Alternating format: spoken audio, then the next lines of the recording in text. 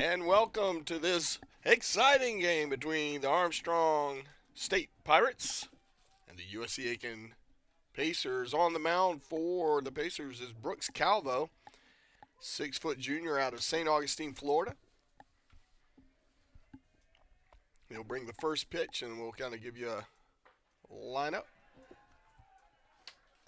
At bat for the Pirates is Cody Sherlin out of Ringgold, Georgia.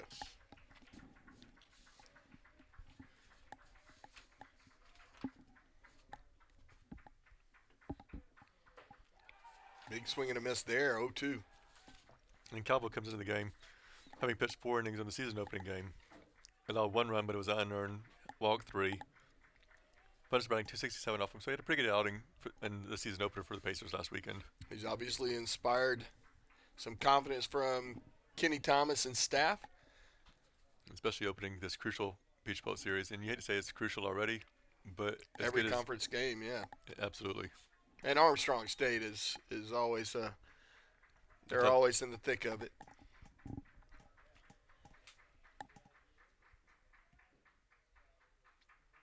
Good looking pitch, fouled straight back. Counts 1-2. It's a pretty nice afternoon after a frigid morning.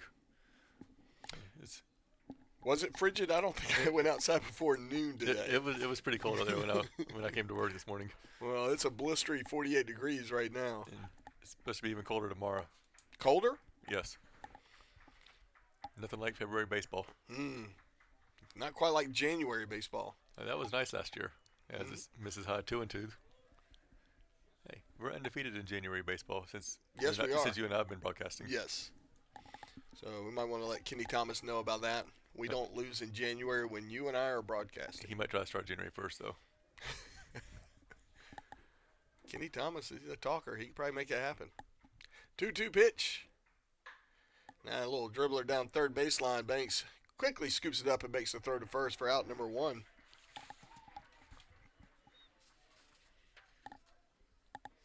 Third baseman number 17, J.T. Phillips. And now batting for the Pirates is number 17, J.T. Phillips, who comes in the game batting .550. Has 11 hits and 20 at-bats, 3 doubles already.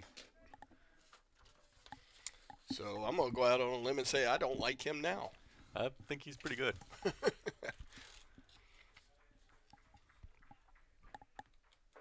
Good looking fastball inside corner, catching it for strike 1. And Phillips is the third baseman. He's going to be followed by Curry, who's going to catch. Aldridge, the DH. Patterson in left field. Lawless at first.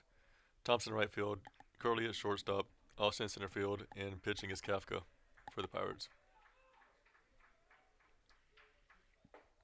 Man, I really like the way this kid's throwing. Do you like the hesitation in the windup? Well, he's got that little hitch, which I'm sure definitely is something that the batter's got to get used to. But it seems like nowadays almost any pitcher has some kind of little hitch in their windup. They got it from Bull Durham. You got to breathe through your eye sockets or eyelids. Yep. That one missing high, 1-2. Armstrong State travels well. A good number of Armstrong State folks here cheer on their Pirates.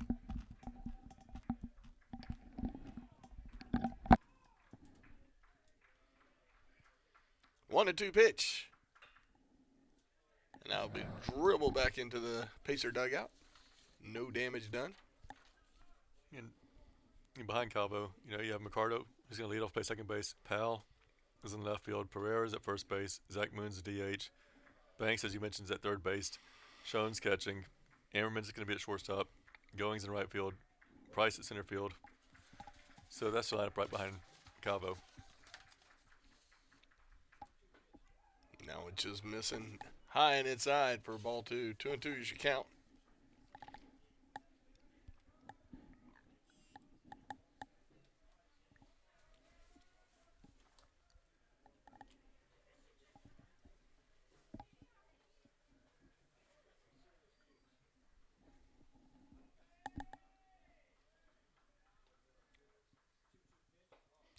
That ball did not come back inside the way I think he wanted it to. 3-2 is your count. I think he's waiting for it to break, and he's probably still waiting on that one.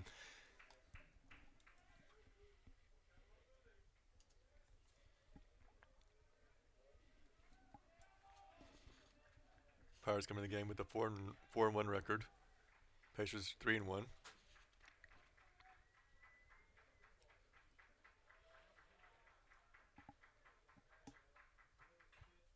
Fouled straight back. Counts remains full.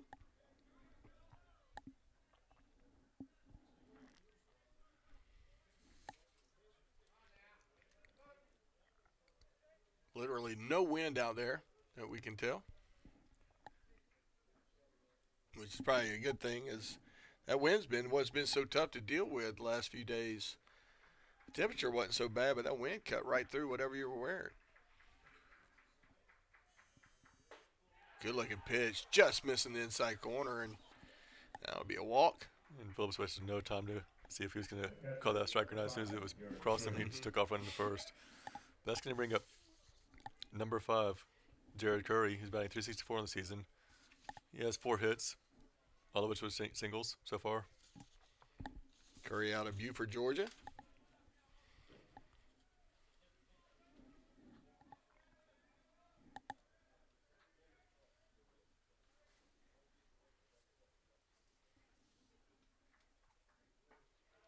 Good looking pitch, catching the outside corner of the plate by Calvo. It's interesting to see his little hitch disappears when he's got a runner on. Yes. Otherwise, he'd give him about a 4-second head start to get to second base. Breaking ball does not break enough.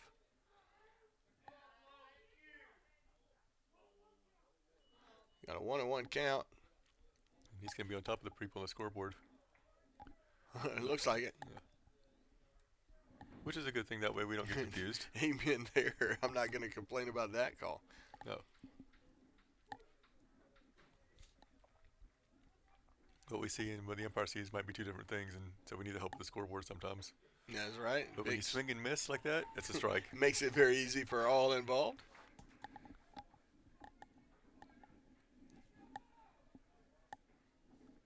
One to the count with 1 out and 1 on.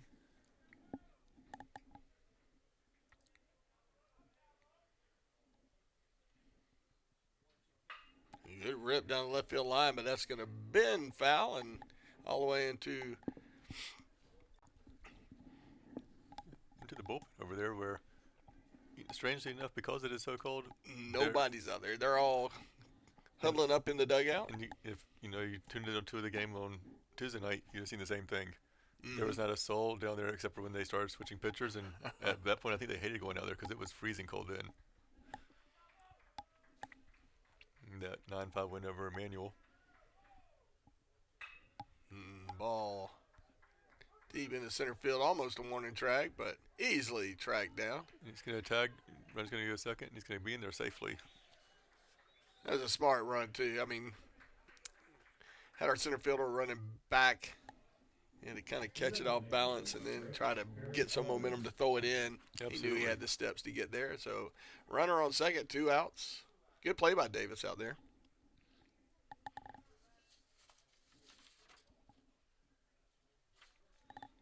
And coming to the play right now is number 8, Barry Aldridge, batting .300 in the season. Driven in 3 runs, and he started 4 games so far for the Pirates. That pitch just missing. Ball 1.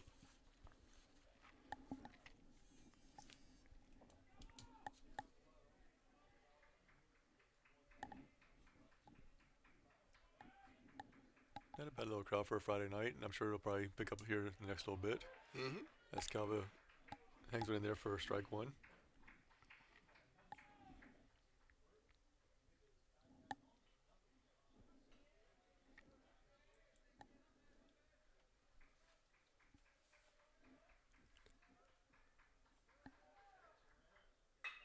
Breaking ball. Sent all the way to center field, but easily snapped by Davis, and that'll retire the side. No hits, no runs, no errors. We'll go to the bottom of the first, see what the Pacers can do. We'll be right back.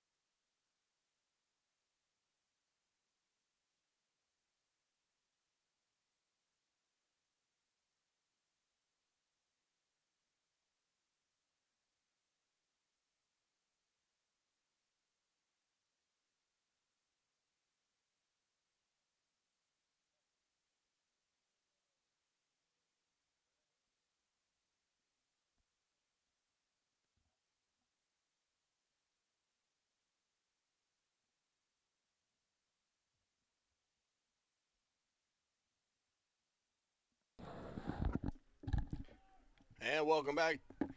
Here at the bottom of the first, Skylar Mercado is going to lead off for the Pacers. And quick correction, Mitchell Price is playing center field for USC Aiken. But we know there's a Davis somewhere There's out a there. Davis out there somewhere, and I'm sure he's a fantastic center fielder. Or point guard or something somewhere. Some athlete named Davis. Maybe Eric Davis, possibly? Who knows? But Mercado comes into the game batting .308 as he takes the ball outside. 1-1 the count. And earlier this week, if you looked on PacerSports.com, you saw a well-written article in the Closer Look section by Hannah Allison on Skylar Mercado. This great story that he has, and he's overcome a lot of obstacles in his life, and it's good to see him thriving right now as he misses there 1 and 2. And I'm speechless that Hannah Allison can write. That makes, well, I won't say that makes two of us. She does a good job, but Caitlin still proofread it, as did I.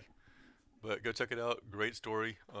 Gives you some insight on Mercado, who's a newcomer for us here at USC Aiken. Lost his dad in 9/11. He was a firefighter up there, and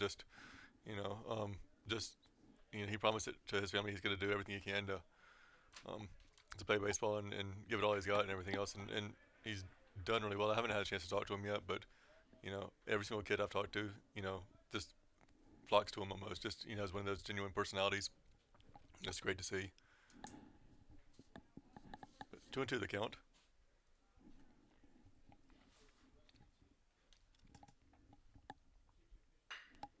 Breaking ball, slapped all the way to short. Short's going to have to make a heck of a throw, and that's going to be way out of range.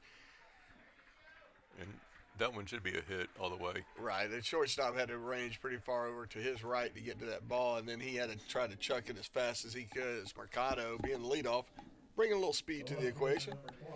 So he's on first, and it looks like that's going to be an error. If I was the official scorer, it would be different, but I think he's going to beat it out either way with that long hop. And I'll bring up Chaz Powell. But either way, he's on. He is on, and we're glad to have that. And bringing up a Floridian like Mr. Powell with his ever so manly walk-up tune. And just a quick thing about Chaz. He's one of the people that will be on the schedule card that's going to be printed out this week for USC Aiken fans. As he should be. Without his aerodynamic haircut. Is it the old hair? Yes, it is. Which I thought was pretty aerodynamic. I mean, it was slick straight back.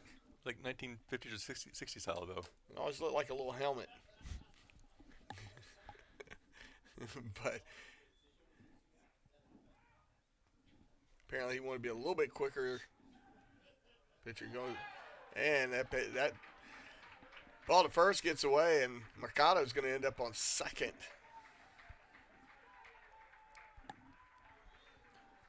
So, he advances on 2 bases, both on errors. Go Mercado. That's almost a record or something. We'll ask the people from the Aiken Standard here in the press box with us.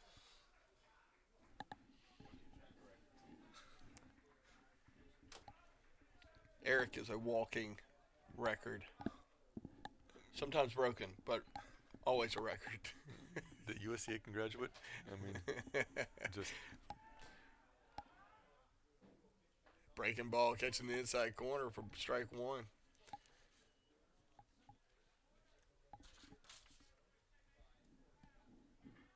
Good looking little curveball from this pitcher.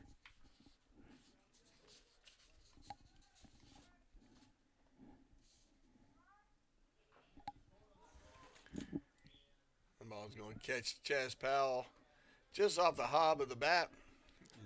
Fouled. Corey Kafka is pitching for the Pirates today. He's the senior right-handed pitcher from Tunnel Hill, Georgia. Came from Middle Georgia College. Seen a lot of transfers. From Middle Georgia and Georgia Perimeter. In both those schools down there.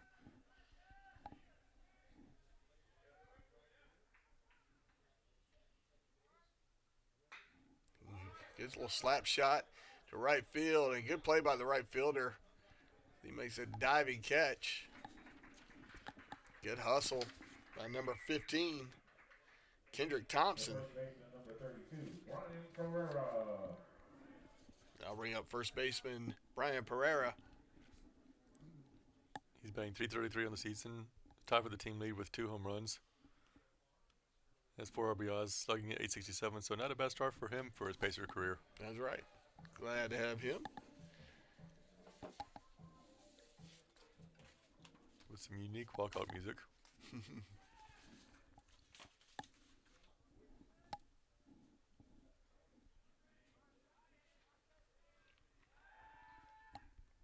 Pitcher steps off, trying to keep Mercado honest.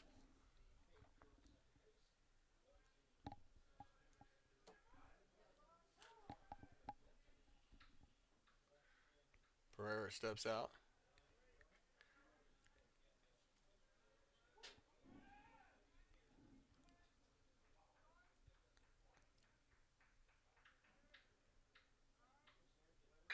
Hot shot into right field. And he's going to by send him Pereira. home. Oh, he just changed his mind. So it's going to be runners in the corners now with 1 away. Bringing up Zach Moon. Well, Zach Moon's been an offensive Juggernaut? force for us. Juggernaut, yes. I just wanted to use a big word. I like it. I couldn't spell it, but I like the way it sounds. Moon's batting 286 on the season. 4 hits, but 3 have gone for extra bases, including a pair of 2-run homers on opening day. Leads the team with 5 RBI.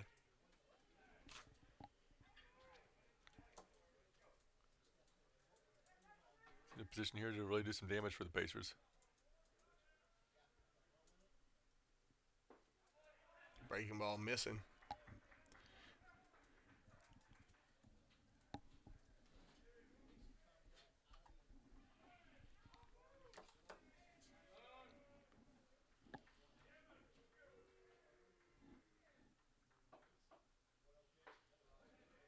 Zach Moon would probably like to see another one of those come across the plate. 1-1 is the count. You just wonder if he's going to keep getting curveballs thrown to him. He was sitting on that. He was sitting on a fastball for sure. You're not going to see a prettier curveball come across the plate. He'll take that one and launch it well back into. This stratosphere, and that's going to score 1. And it's going to advance the runners. So Mercado will come in, score the Pacers' first run of the day. Pereira will advance to second. Nice little sacrifice fly by Zach Moon. The third baseman, number 17, John Banks. And that's going to bring up John Banks to the plate.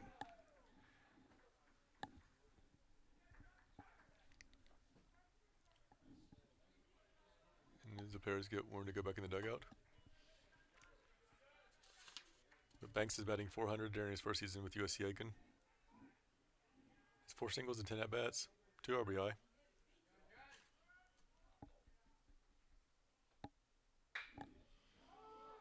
He jumps on the first one. He skies that one all the way back to center field. Center fielder really only takes a step or two before he wraps his glove around it for out number 3. But the Pacers get a hit. They get a run. They lead 1-0 as we head to the top of the second. We'll be right back.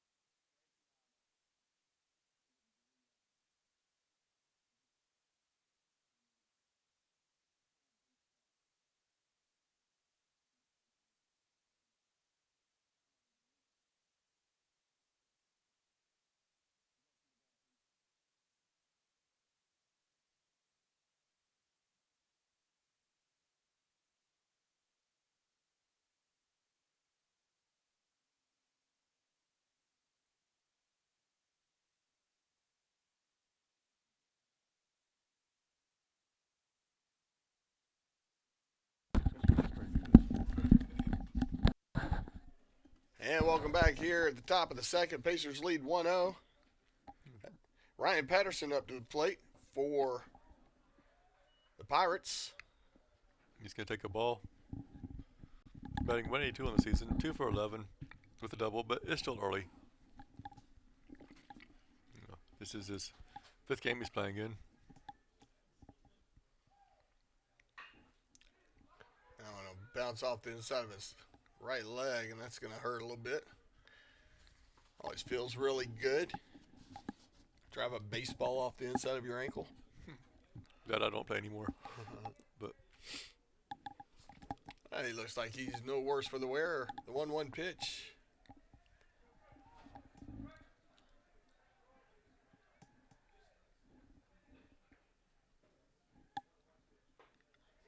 Thought about going.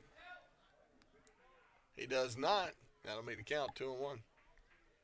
Patterson, 5'11", 210-pound junior from Snellville, Georgia, which is typically known for some really good football as well. Yes, you got Brookwood High School up there. You can say pretty much all of Georgia's known for football, though, as well as baseball. Yep. Now you got some pretty solid football action at the high school level. That pitch called strike to even the count 2-2. Going without the batting gloves today for him, which you don't see too often now. Yeah, you really don't. I mean, I remember Sean Miller was one to do that, and I could never think about batting without the gloves. That ball missing, making the count full. Give him a little brushback pitch. No chin music or anything else, but it just made him jump back a little bit. Like a little ankle music.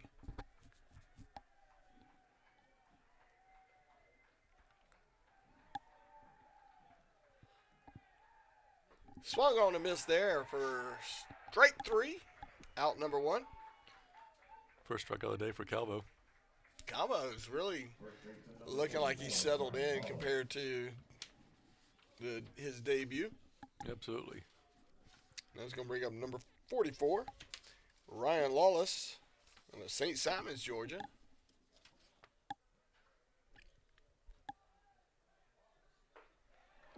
Laws takes a strike there, batting .250 on the season. Has 3 RBI.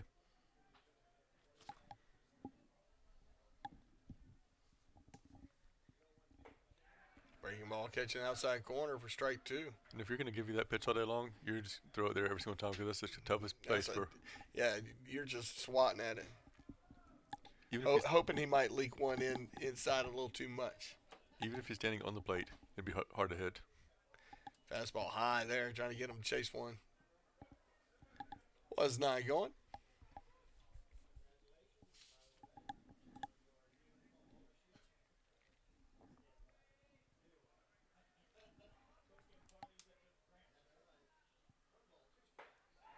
Fastball right down the pipe, called strike 3, out number 2. I think he was looking for something back over there on the outside part, and he's like, it's way over the plate. By the time he realized it, too late. He definitely had a little bit of steam coming off that pitch. That's going to bring up Kendrick Thompson, outfielder out of Statesboro, Georgia. Brian went to a few Georgia Southern games as a kid. Yeah, and he's batting just a shade under 300 at 294. Has 5 hits, 17 at bats, 3 RBI, which is second on the team.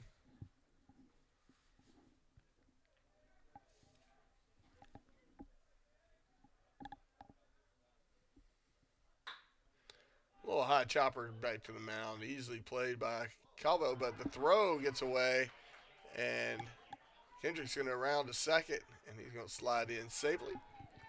So Calvo sits there and thinks he has all day to sit there and throw it, and almost a little bit too slow and casual with it.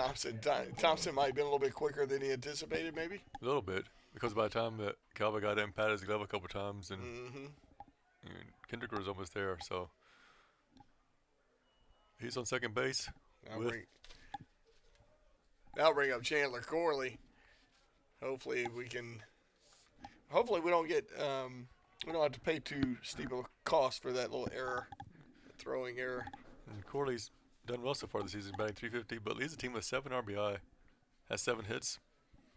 Does not inspire great confidence in me as I hear you read that out. That ball shot well out right field, but it's Yes. going to be foul, but Barely. wow, he hit it a ton. Probably about 350 feet. Let's hear it for a little bit of a breeze towards the right field. And By I that- mean slight By breeze. that you mean maybe like 1 mile per hour?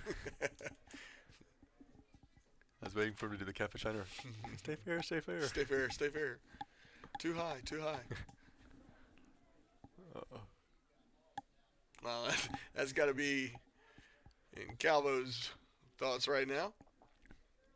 You can't even worry about Thompson back on second base. Just worry about Corley at the plate. Yeah.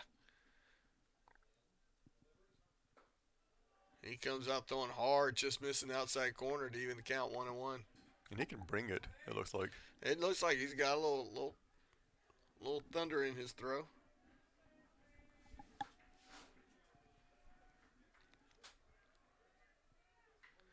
That one fouled straight back, counts 1-2. Corley definitely wanting to jump up 2-1 with a single swing here. Swinging for the fences.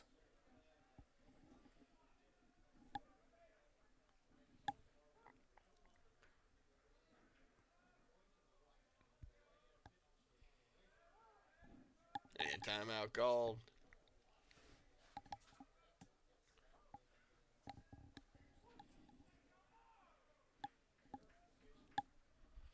And Corley with a windup. Swung on a miss for strike three. Great pitch, great response by Calvo. As the Pacers hold on to a 1-0 lead as we go into the bottom of the second. We'll be right back right after this.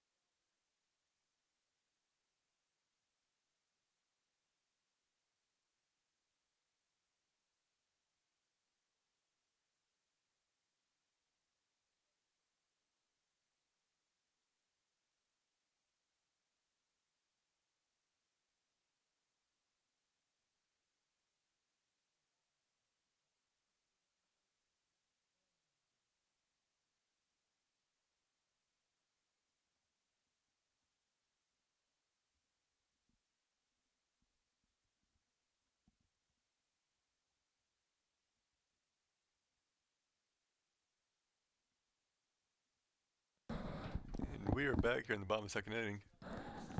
With Max Schoen leading off for the Pacers. Swinging to the first pitch, chopped it high but foul. 0-1 the count. Sean leads the team with a mere 800 batting average. That's it? Yeah, he's 4 for 5 on the year. Really thought he'd do something for us this year. I mean, he got out at one time. I don't know why Coach Thomas is starting him, but I guess he wants to let everybody play. Well, you want to work through your slump, and when you're only hitting 800, you're just going to need some more at bats to try to work that out.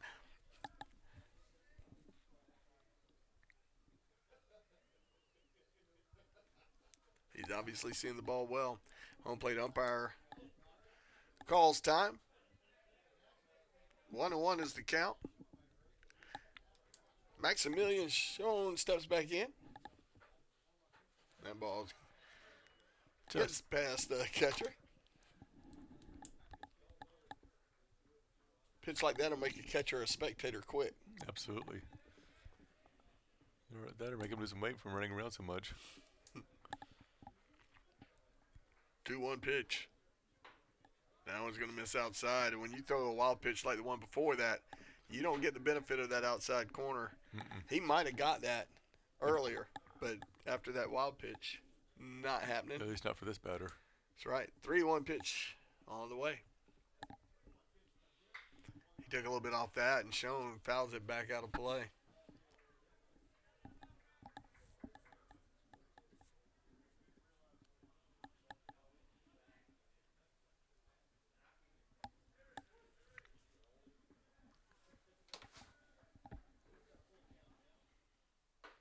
Swung on and missed there.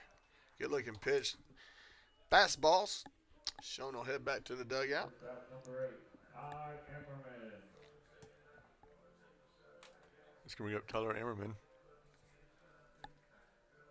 Ammerman comes to the game batting .333. 3 hits, 5 at-bats, scored 3 times. Has driven in 1. And, Kafka comes into the game. Remember the name from before, but solid pitcher, just not being able to find the strike zone right now. I say that after he strikes somebody out, but just he's having a little bit of trouble with his control. Specifically with his breaking balls.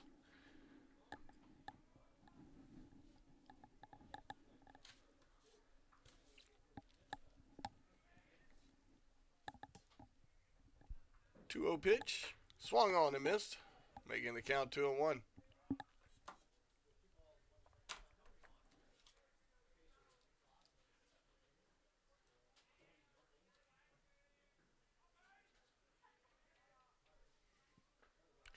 His breaking ball is actually breaking literally within a foot of his release.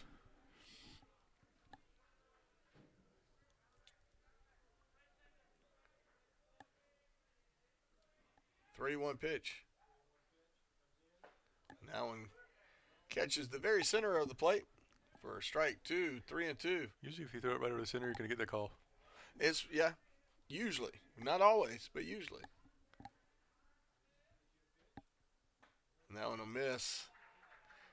And that will put Ammerman on first, and that's going to bring up Right fielder number 34, Niall Goings. Goings batting just 111 on the season, 1 for 9, but he's one that puts a charge on the ball every time he gets a bat on it.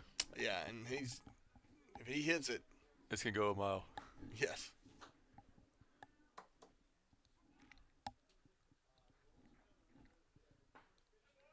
Breaking ball not coming back in. Over the plate, ball 1.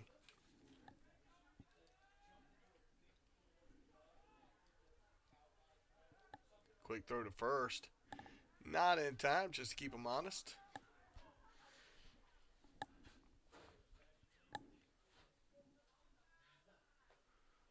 Not a big lead at all. Going, flares that one off the handle for a quick foul.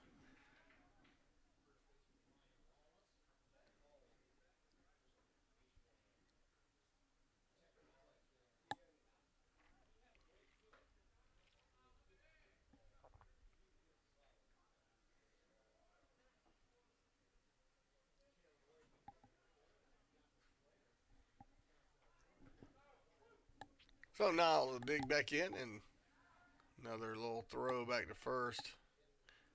No amount of pace there.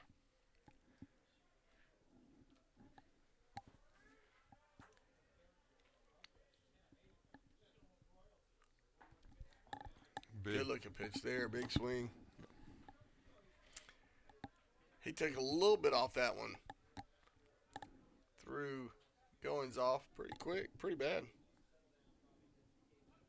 And it just didn't look like he was trying to overthrow the ball, like which on the pitches he's missing low and away. It's almost like he's trying to overthrow it and try to hit the spot. But Goings connects and slaps it to the opposite field. He's going to put runners on first and second now with 1 away. So good job by Niall. That's going to bring up Mitchell Price, not to be confused with Someone named Davis. someone named Davis. It's tough to get used to everybody. We've only seen him a couple of times because we had softball last week and missed today. Right. But, Price is new to the team. You go up and down the lineup. You got Mercado's new, Pereira, Banks. You know, Goings he didn't play much at all last year Well, after he's injured. hurt his hand and And then was out a lot. you got Price and then you got Calvis. So I mean, you got a whole bunch of new people in the Pacers roster. Well, and that outfield was tough to just get him playing time. We had such a really, really solid outfield last year. With Tyler Moore, you had Costin, you had Belcher, you had Bossy. I mean, it was 4 and 5 deep at least. Yeah, it was pretty stacked out there. That ball's going to get away, and both runners are going to advance easily with no throw from the catcher. And no need to throw. That competitive fire inside of you says, I can get one of them. And so I give him credit for realizing, yeah, no.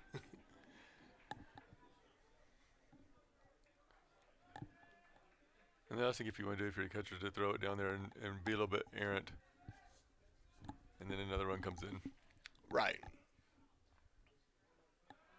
And that ball again in the dirt. 2-1 is the count. Good save by the catcher. Keeping that from going all the way to the backstop because you'd have seen a score quick. Let's see if Armstrong State had a soccer team, he might be the goalkeeper. You just never can tell.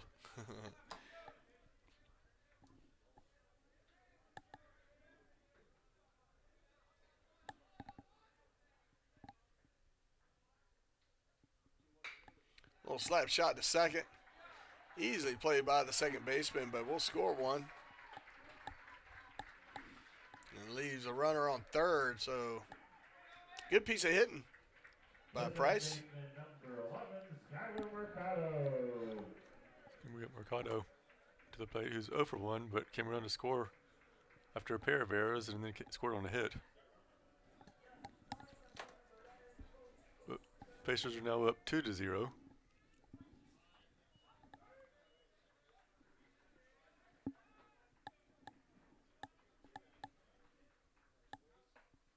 Pitch missing low and away.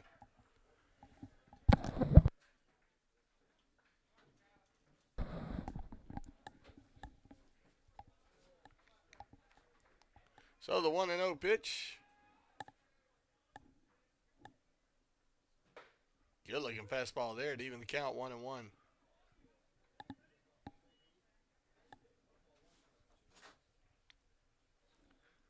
You have 2 away, but Pacers have another run that's standing 90 feet away from home plate. Swung on a miss there. Make the count 1-2.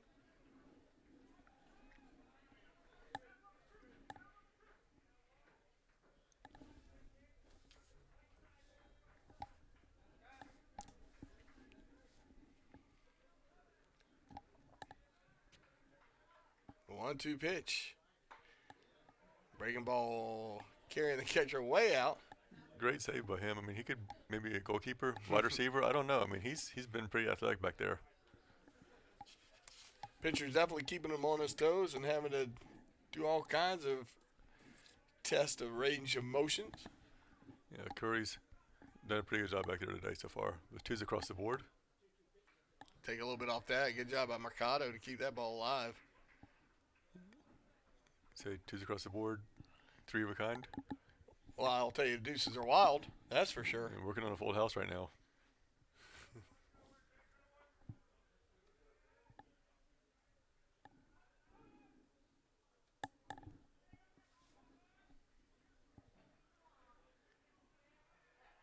Working on a base hit.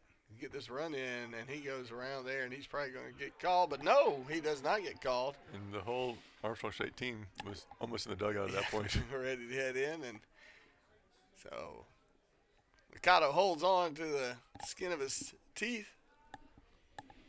But the count is full, so we got our full house. It's like a good name for a TV show back in the day. There we go. Good looking pitch there coming in off the outside corner of the plate for strike 3. But the Pacers add one more to their total of 2. They lead 2-0 as we go to the top of the third. We'll be right back right after this.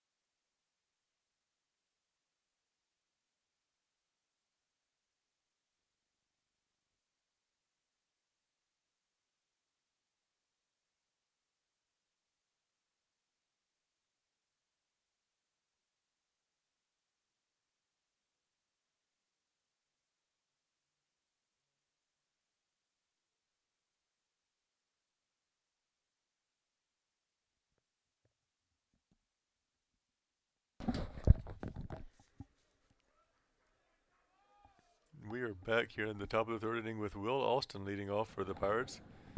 Comes in the game batting .316, has 6 hits, 2 RBI, scored 5 times.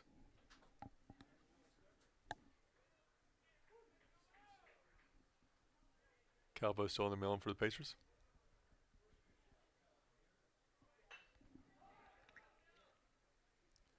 Squares around, bunts it foul. Bunts about 80 feet down the line.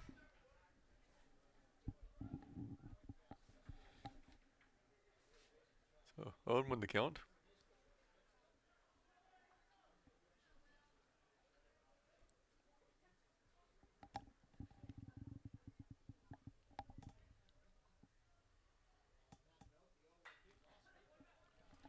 Flare that one a little bit out of play.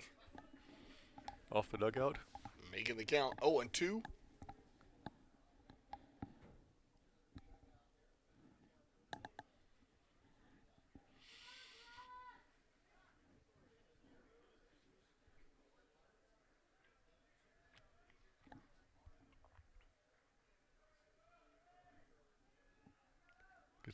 He gets the sign.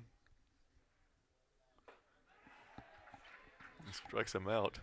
It's the 4th straight strikeout for, well, 4th strikeout in 5 batters.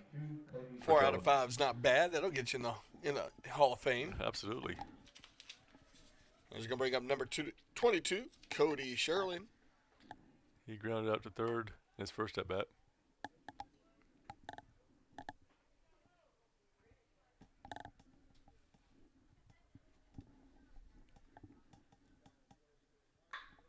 Hot shot just outside of the reach of our second baseman, and Niall Goins will get that back in, and that'll be a base hit. Third baseman, number 17. He's going to bring up the leading hitter for Armstrong State, J.T. Phillips. Batting .550 on the season. This is the one, yeah, this is the one I'm sure I don't like. Sure, he's a nice fella, but I can't like his batting average. If it goes down, you could. If he goes down this weekend, I'll be his biggest fan.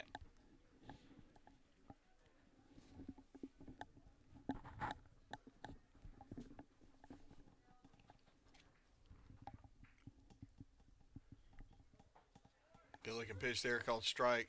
Of course, in baseball, you know, the more at bats you get, the more looks you get at a pitcher, the more the advantage slides your way. Absolutely. And, you know, as pitchers kind of pick up some tendencies as they pitch different batters. That ball in the dirt to first. A good throw over there, but, you know, had some heat on it, but need to be careful after already throwing one into right field earlier.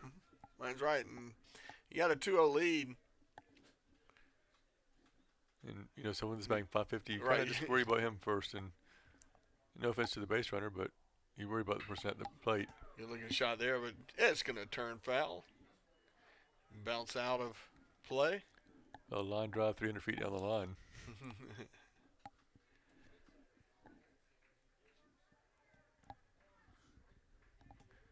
Schoen doing him a solid by standing his bat up for him, so he doesn't even have to bend over to get his bat. See, that's sportsmanship award right there, folks. That's right. That's how we roll up here at the USC Aiken. 0-2 the count. 1 on, 1 out here in the top of the third.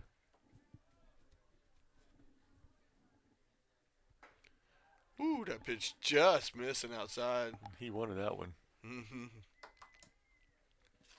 Could have gone either way. And it was called a ball. Went the wrong way.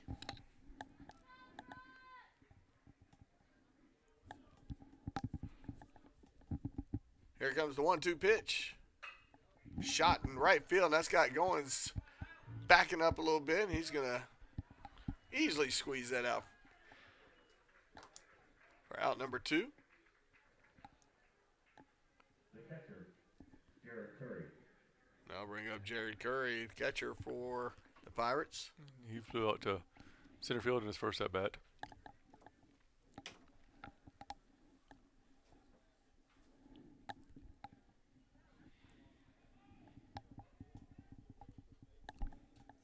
It's a good little crowd for the Pacers.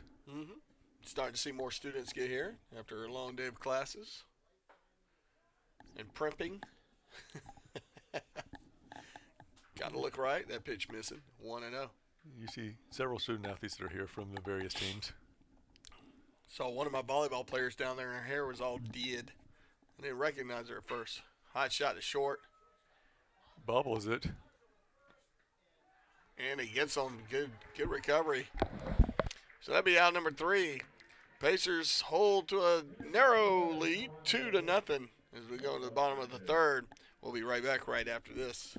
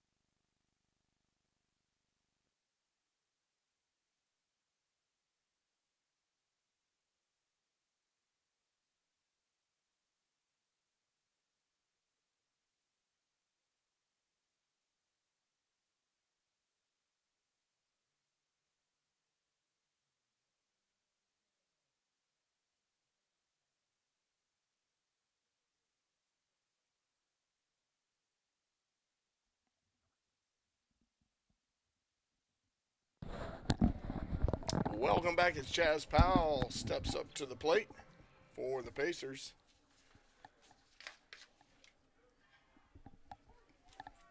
Pacers lead 2-0 here at the bottom of the third.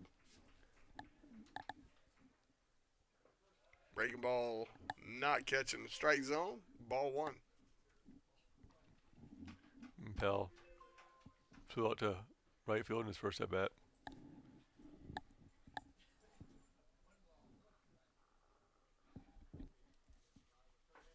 Big swing and a miss there, making the count 1-1.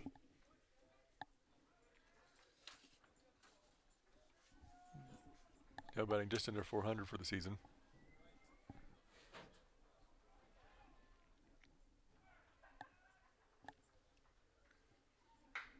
Hot shot into left field. That'll be a base hit for Mr. Powell. He taunted him a little bit, making him make the throw. Chaz Powell, whatever he's doing, he's going to do it with flair. That's going to bring up number 32, Brian Pereira, out of Annapolis, Maryland. He singled in his first at bat.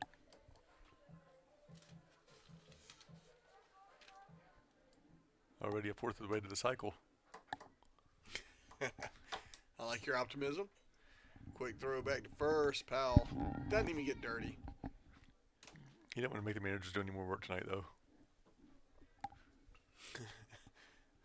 Sure, that'll be on top of Powell's concern list. Breaking ball, just missing. Ball 1.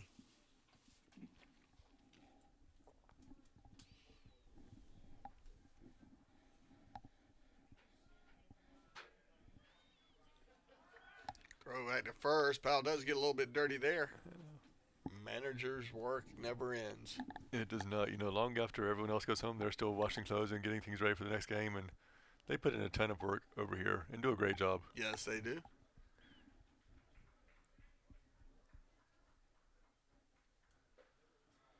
Pereira tries to pull back on that one. Can't do it. Even the count 1-1.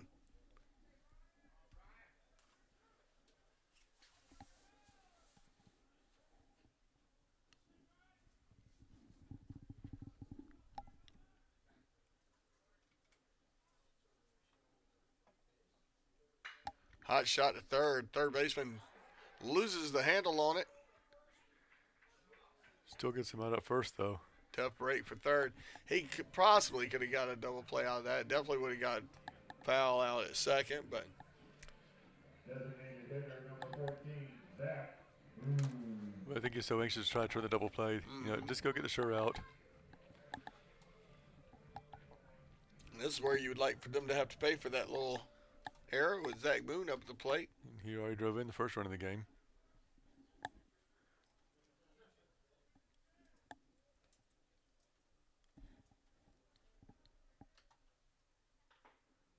Big swing and a miss there. He wanted that one.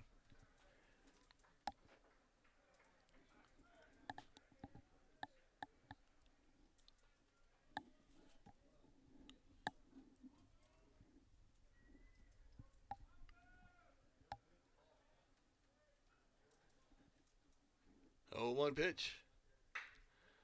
Hot chopper right at short. He'll go to third, and they're going to get him out. And Powell definitely messed up a little bit there. He tried to kind of shield the ball from the shortstop. He kept it within the legal parameters of the game, but by doing that, he kind of put himself in put the bind. himself. Yeah, he had nowhere to go. If But he'd have taken off on the throw or on the bounce, he probably would have been at third base already. right, But 2 away and a runner on first now for Jonathan Banks. or just go back to second and see if you can't force the shortstop to make a tougher play than he had to make. Breaking ball doesn't Oh, catch so the strike zone. I'm sure Coach Thomas is talking strategy to him right now in the dugout. Imparting some of that wisdom that he brings to the equation. A lot of years of coaching for Coach Thomas, who has over 1,100 wins so far. Big swing and a miss there by Jonathan Banks. 1-1. 2 outs, 1 on.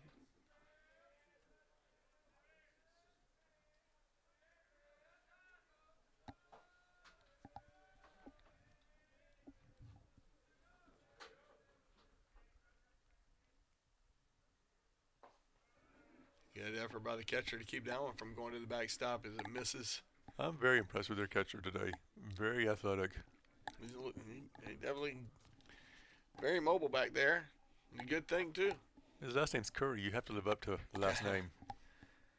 Stephon Curry having a heck of a year in the NBA. Not bad. That breaking ball catches the outside corner to even the count, 2-2.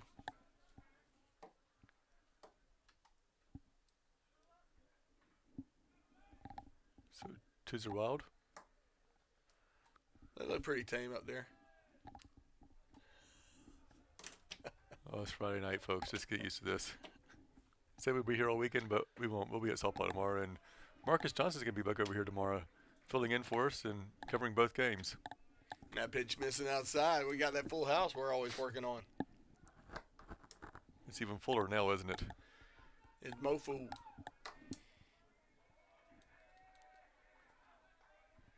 Three-two pitch. And runner's going, That one's foul back out of play. and they're going to send Zach Moon back, and he'll run again in a minute. Zach's going to lose some weight before this is over with. And just get some extra conditioning back in.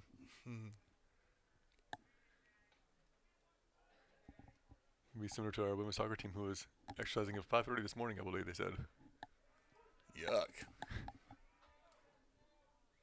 Trying to get better. That's always a good thing. Knowing their head coach, I'm a little stunned by that.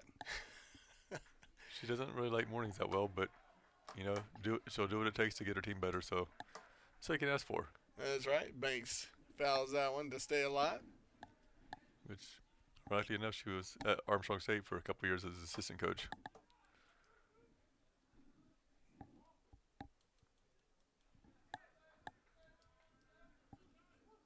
Banks is looking for his first hit of the game after flying up center field in the first. And strike called on Banks to retire the side. So the Pacers at the bottom of the third can't score this time, so that streak is over. But we still hold on to a 2-0 lead as we head to the top of the fourth. We'll be right back right after this.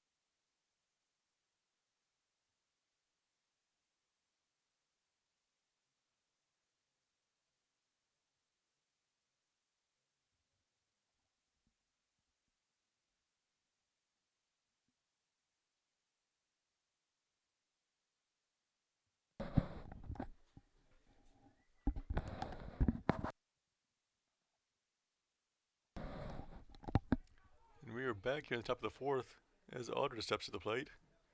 He flew out to center field to end the first. Calvo is still on the mound for the Pacers. He gets the sign with the pitch. Ball one, missing high.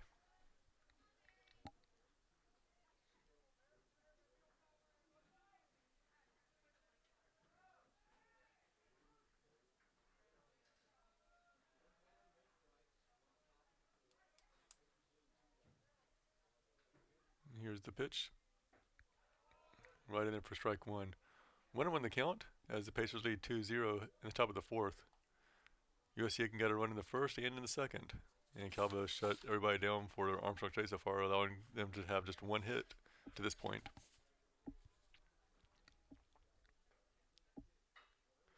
Check swing, fouled back, 1-2.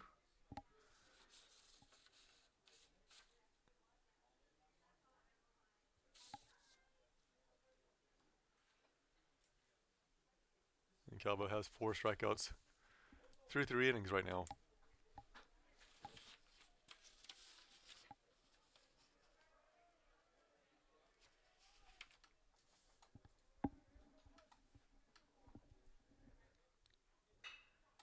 Smack went in the center to the right center field, and that's gonna be a base hit for Armstrong State as Goings throws the ball back in. The left fielder, Ryan Patterson. It's gonna bring up Ryan Patterson, excuse me. He struck out to lead off the second. Still not wearing any batting gloves. That's got to be tough, though.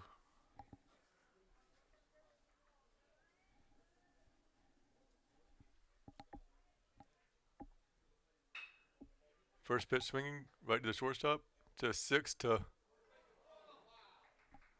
He tries for the double play, but the throw was too high. But good job to get the lead runner out.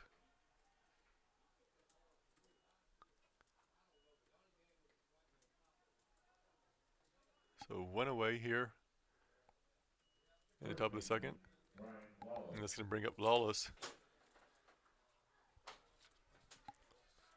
Lawless struck out looking back in the second. Calvo gets the sign. Runner's going, hit and run zone. Ball's bipped into right center field. Goings cannot get to it, and it's going to be runners on first and second now with only 1 away. The right fielder, Anders Thompson. Gonna bring up Kendrick Thompson again. Thompson, who reached on first on a throwing gear on a routine play, basically, and Calvo just decided to throw a little bit low after Thompson had a little bit more speed than he initially thought. But Thompson is now 5 for 18 on the season.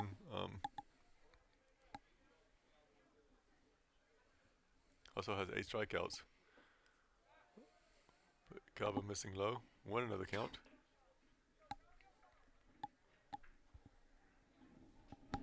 No action in the bullpen. And I wouldn't expect to see. Kenny Thomas likes to see what his pitchers can do, how they can work out. Tough scrapes, as that one just misses. He's in a tough scrape.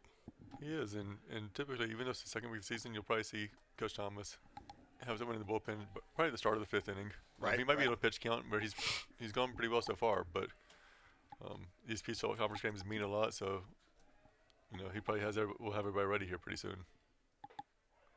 And ball just missing inside corner, making the count 3-0. More a pitch, and they can load the bases. And have bases full of Pirates is not a good thing. Got the Pacer Boo Birds out there cheering on the home plate umpire's calls. That's a good looking strike right there, catching the inside corner. 3-1 is the count. Runners on first and second for the Pirates. Calvo working. Looks to be pretty comfortable out there. Don't see him looking too nervous. And he'll lose them. Bases full with 1 out. Can bring up Corley, who leads the team with 7 RBI. But he struck out swinging back in the second. And we're going to have a meeting on the mound with Coach Belcher going out there. So we'll be back in just a minute. USC Aiken leads 2-0 with the bases full of Pirates.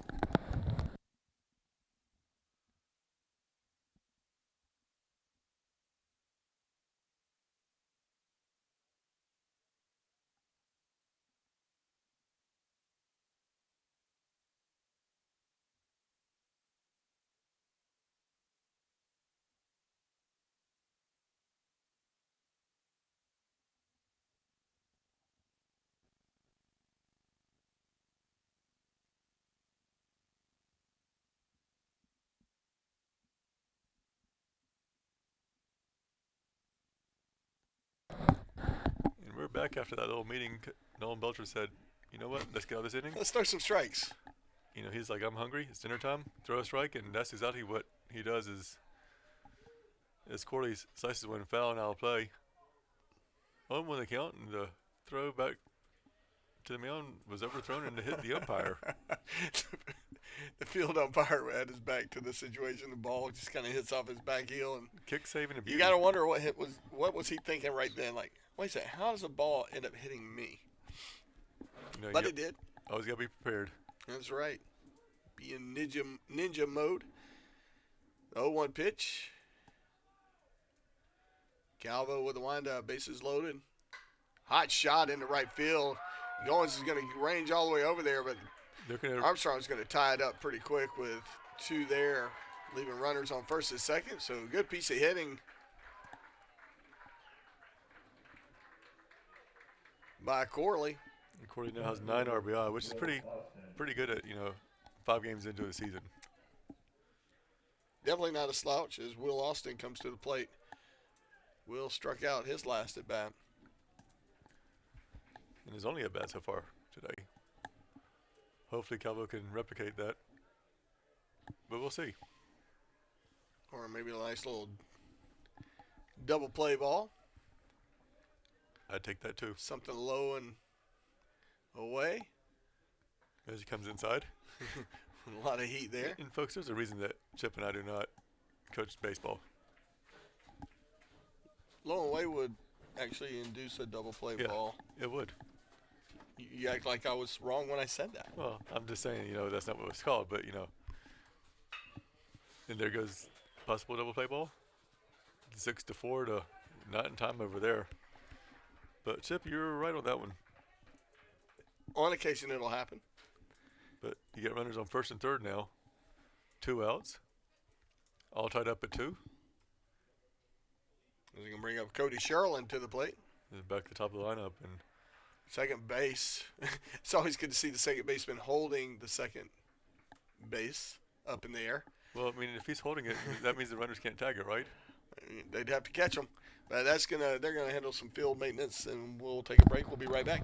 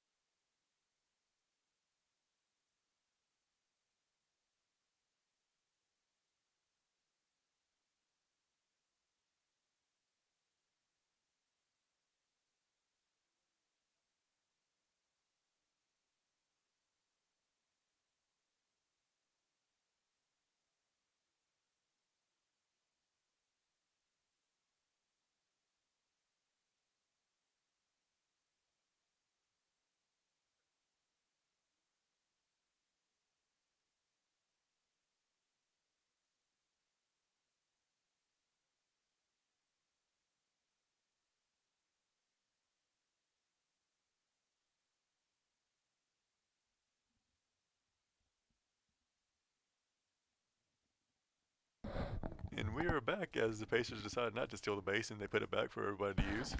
Very rarely will you see the defensive team steal a bag. Here at Pacers, we will do it. But it's been returned, and all is well. Quick throw to first, not in time. Runners on the corners, 2 outs as Calvo tries to work through. There's a little bit of tension.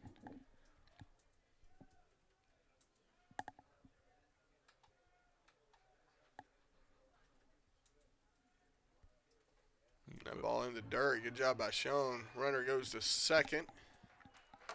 As Cody Sherlin wisely does not swing. Ball 1. Runners on second and third now. But with that pitch, it means that both runners are scoring position now. So a single very well could score 2 because they're going to be going on the crack of the bat. Yes.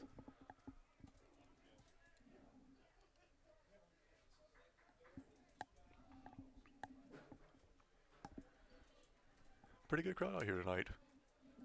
Mm-hmm. Pirates traveled pretty well. Temperature's not too bad. Just a little jacket should get you through. That pitch missing 2-0. And I mean, I'm pretty comfortable in here right now. Yeah, this heated press box has really got us feeling comfortable. I mean, it must not have been great because the Aiken Standard newspaper person, came back in the press box from outside, so it might be a little bit too cold for him. Well, he's thin. He's a very thin fella. He doesn't have a lot of girth to warm up as that ball's fouled straight back, And making it count 2-1. And you saw like 30 people in the stands, jump back like the net wasn't there. It's one of my favorite things to watch, actually, when the ball's fouled straight back, to see the people scurry. And realize it's not going to get them. Well, that net becomes invisible after a while when you're just watching the game. And But they were softball players diving out of the way. That's that's the tough part. big swing and a miss there to even the count, 2-2. Deuce is wild. We have it's Yahtzee. You got 5 twos across the board. Wow, we really do. Game over. I win. You win, we all win. 2-2 pitch. Runners on second and third. Calvo And it's 2-2. battling. 2-all. You're right. Good looking breaking ball. And that's saw that one off at the handle. And shortstop's going to range over and get that for out number 3. We're tired of this side, but not before the Pirates are able to eke back into this game. We got a 2-2 tie going to the top of the 5th. We'll be right back. Bottom of the 4th, I mean. We'll be right back right after this.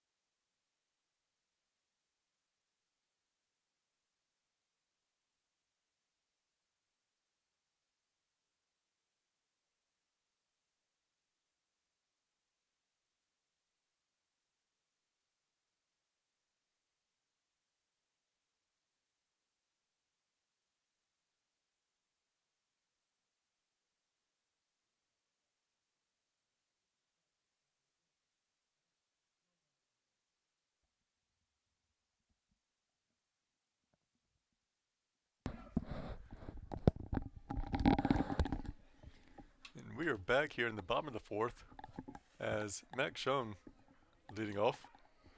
He led off the second and didn't fare too well as he struck out swinging. But he took his hacks, and that's what matters.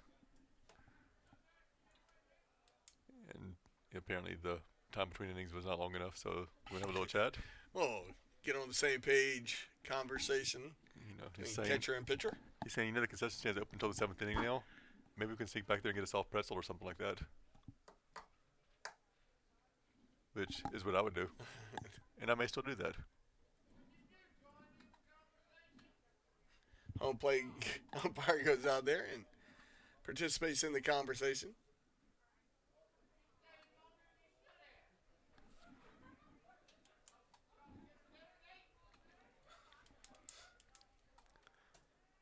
And the USC Aiken heckling crew out there, giving the umpire a little bit of a earful.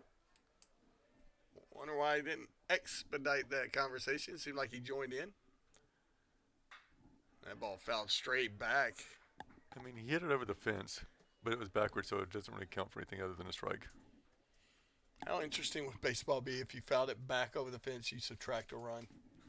I was going to say, what if you get extra, like cricket, where you can hit it anywhere in the field, right? That would be fun. We should play cricket. We have the field for it. The 0-1 pitch.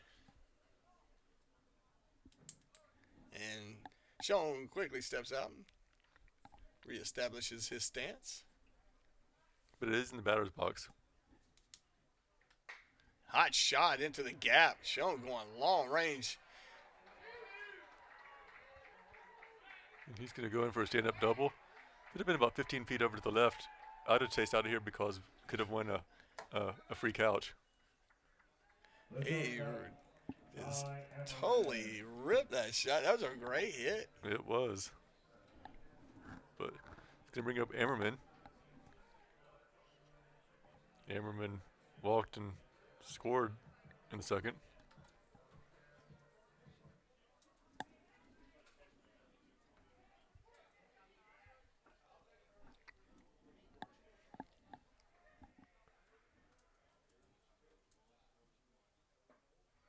That pitch missing low.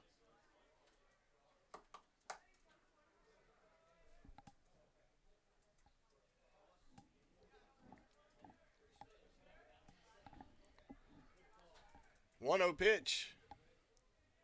Runner on second. That pitch missing inside. You get some people stretching over there from Armstrong, behind the dugout, so you just kind of wonder, are they no one's in the bullpen. I think they're stretching out. Like, I don't think they're actually stretching. I think a little suntan, a little sunshine, and that guy's content. That fastball missing inside, making the count 3-0. I mean, it looked like the trainer was just talking to him, so, I mean, something might be going on, maybe an injured player, but I'm not sure about getting any sunshine right now. That's probably not going to happen. And definitely not any moonshine either. Moonshine would be more probable than sunshine at this point, but that pitch missing. So for the second time tonight, Emmerman walks. So runners on first and second with Niall Goins out at the plate. And he's 1 for 1 with he slapped a single to right in the second. And I have to really focus on not saying Niles. I did that all last year and kept wanting to kick myself, and just Niall Goings. It's funny though. I mean, lots of times the easiest names we mess up. Yes. And I do the same thing. I have a hard time saying Mercado. I really do. And it's not really that hard of a word. Mercado's kind of, I like it. It's kind of got a cool rhythm to it. As Niall takes his first pitch. Strike one. And I don't know if you were able to hear during the basketball game the other night when our PA person, long time great, and who's known around the region, looks at another strike there. The silky voice of Joe Kosharski. And instead of saying Aubrey Butler, he called him Alvin Brown. Alvin Brown. And that one's been gone for 2 years. I already remember that. That was pretty funny. And complimentary. I mean, well, AB had 9 blocks, so I mean, looked very similar to Alvin.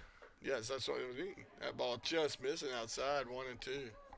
Niall let that one go, which is pretty bold. That was a lot closer than Then I'm sure I would have been comfortable with.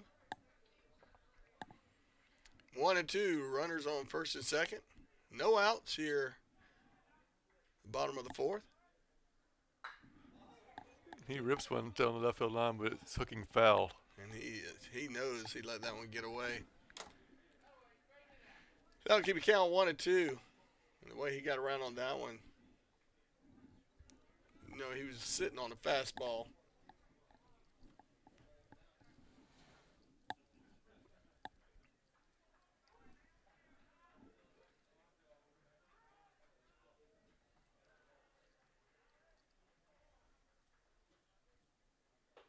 Big swing and a miss there for strike 3.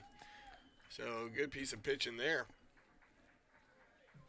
He's going to bring up the center fielder, Mitchell Price.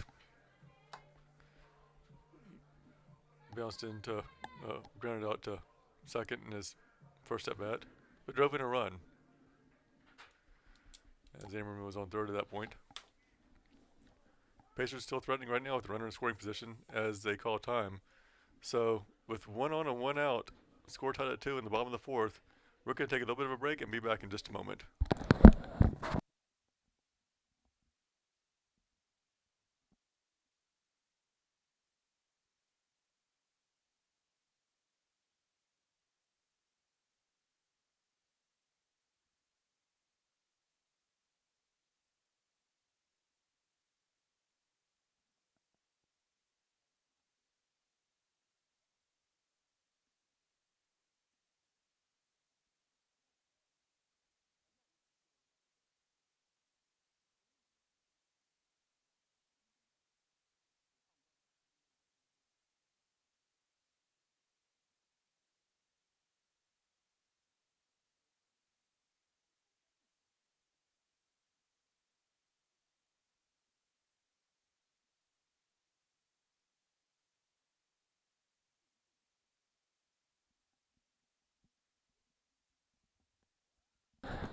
And welcome back.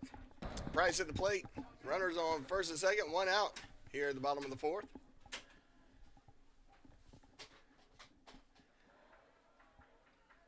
And ball missing low and away for ball 1. As we have one of our former Major League draftees in the house tonight was Tyler Moore. Tyler Moore, right down below us. Drafted by the Padres after last season. It's hard to.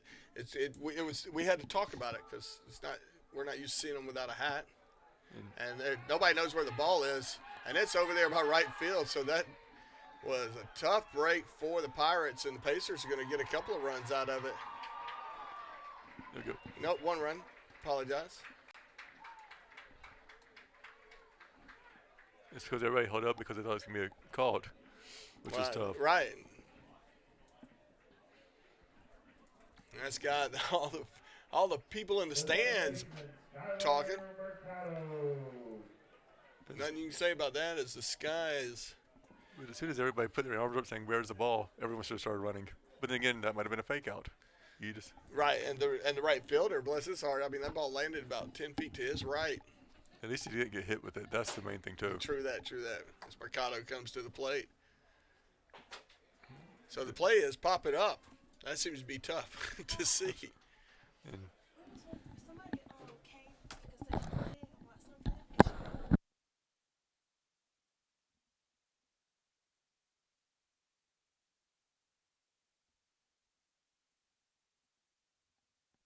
breaking ball missing outside. Wins across the board. Snake eyes. Snake eyes. Number 11. 1 ball, 1 strike, 1 out. Man, that's impressive. Almost ran out of breath saying it. 1-1 pitch.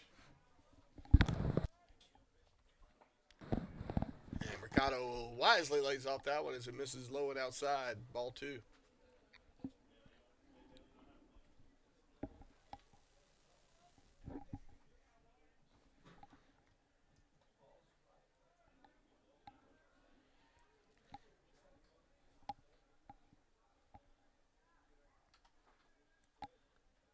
Two-one pitch.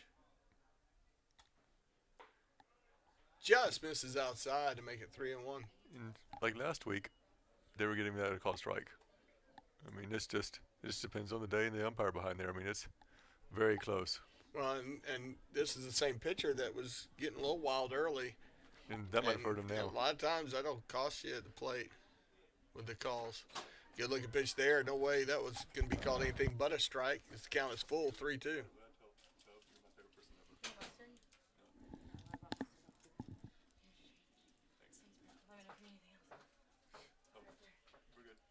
Thank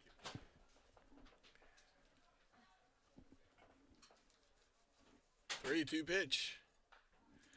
And Mercado battles to keep that one alive as he hits it off the end of his bat. A scorcher into the visiting dugout. That barely makes it. Mercado digs back in. Runners on first and second, one out. Mercado out of Bronx, New York. That ball missing, and he's going to walk on down. That's going to load up the bases for Mr. Chaz Powell. It's a great spot for Chaz Powell. Tough break for the Pirates.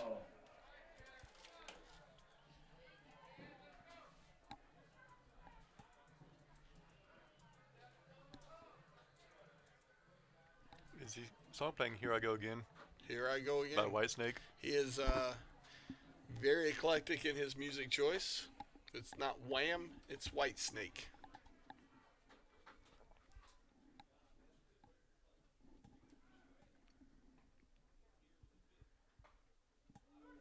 And he gets the benefit of the call there as it catches the outside corner of the plate for strike one.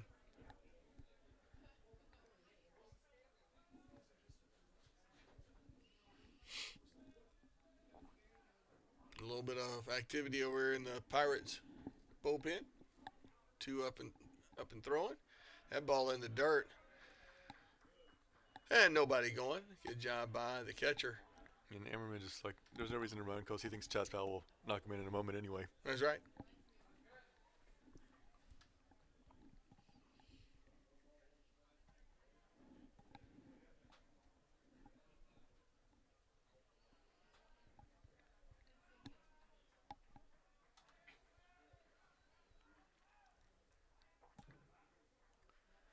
He gets the sign. Yeah, Mrs. Hine outside, 2-1.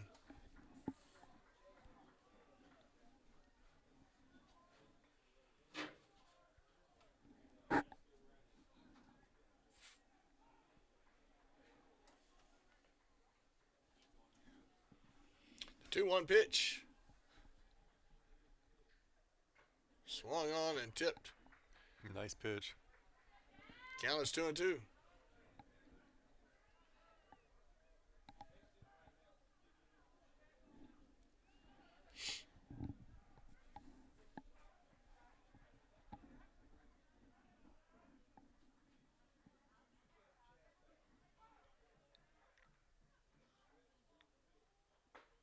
Big swing and a miss there for strike three.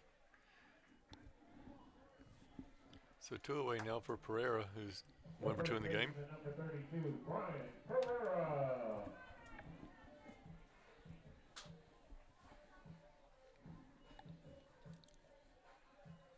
Pacers trying to get at least that 2-run lead back.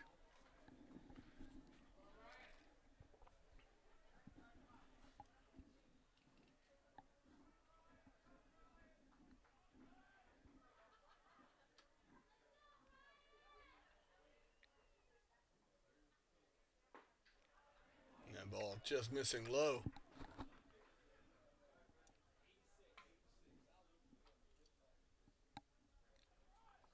One of the count, Pacers leading 3-2 here in the bottom of the 4th. Bases are loaded, but 2 outs.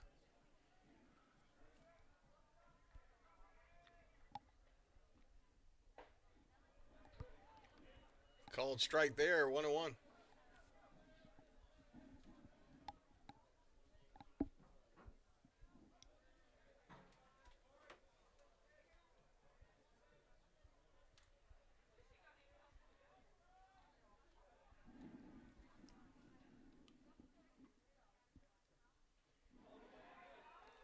And it hit him. Pereira's going to get to walk down to first, and that'll walk in a run. Tough break for the Pirates. Good break for the Pacers as they do extend their lead by 2. That's the only meaning of taking one for the team. Yes. And that's going to bring up Zach Moon, and you're talking about a tense situation for a pitcher. Because Moon can make this ball game 8-2 in a matter of half a second. Yes. But We're going to have a little meeting between the catcher and pitcher, making sure we're all on the same page. And we'll take a break. We'll be right back.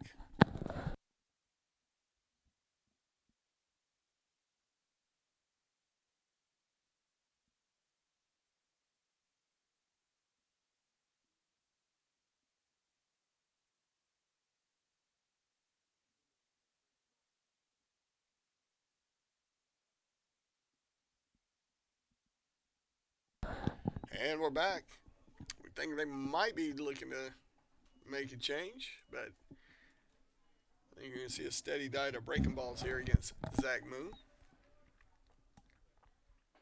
And I say that, but they come back with the fastball right down the pipe. the wind's blowing out just a little bit. Not much.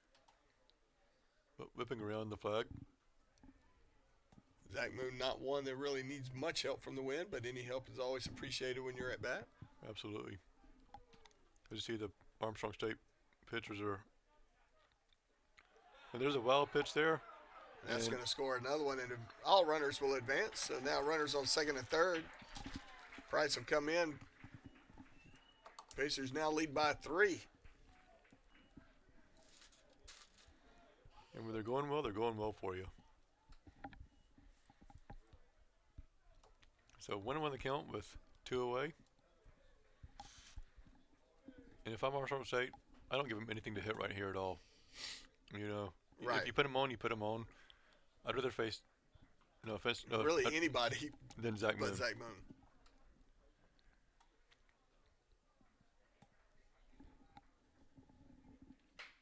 He's going to lift that one right to second. Good job by second baseman to get it. And that's out number 3, but not before the Pacers add 3 to their collection. They lead 5-2 as we head into the top of the 5th. We'll be right back right after this.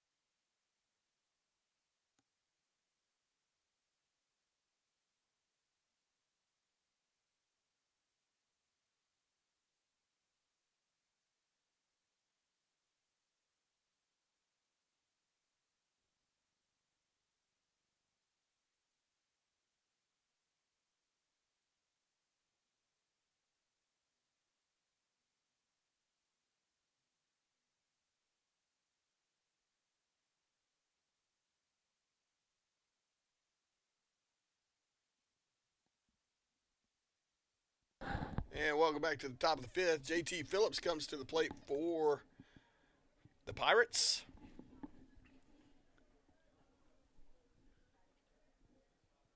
Calvo remains on the mound for the Pacers.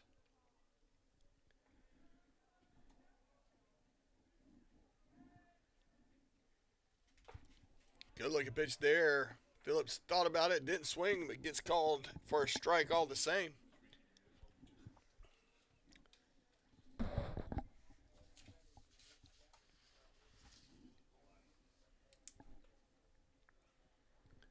0-1 pitch.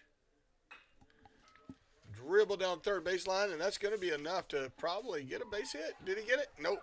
Good stretch by Pereira, but can't quite get it to drop. That'll make every man in the stands a little squeamish. Absolutely, and at that point, you almost let it go. See if it was going to bounce foul because great speed by Phillips, but no real chance to get it. Now bring up Curry to the plate. Jared Curry out of Beaufort, Georgia.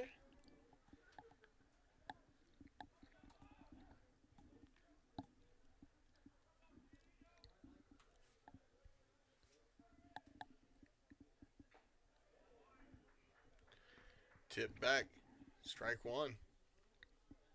Calvo looks as good now as he did starting out. Absolutely. He's pitching with a little bit more confidence, which actually makes him look a little bit better, but the pace on his pitches are pretty solid.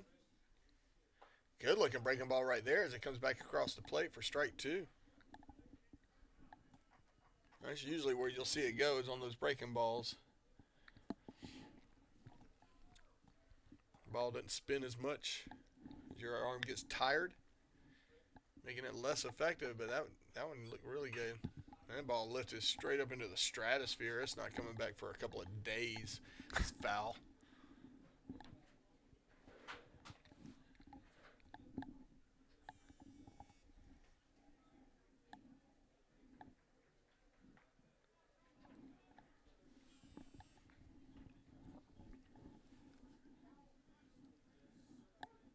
Runner on first.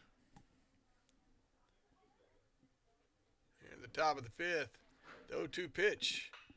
Hot shot, and that's going to be fair right down the third baseline. That's going to get all the way into the corner.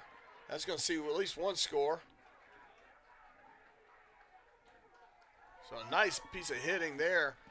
That's a double all day in anybody's book. And that'll score one, making the score 5-3. Great piece of hitting there.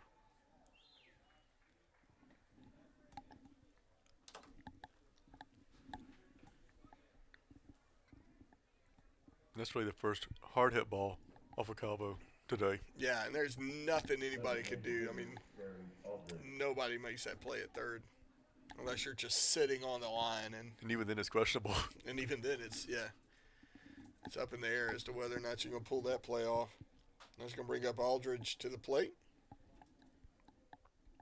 And Aldridge is 1 for 2. He does not go around, so ball one. Much to the dismay of the Pacer Nation that's here in the stands. I felt a little displeasure myself, but I'm biased. And you're allowed to be since, you work at USC Aiken. The 1-0 pitch.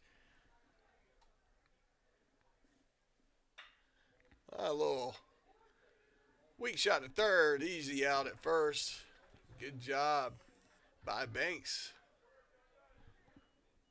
It's good to see him kind of take a more leisure approach to getting that ball as Patterson comes up to the plate for the Pirates.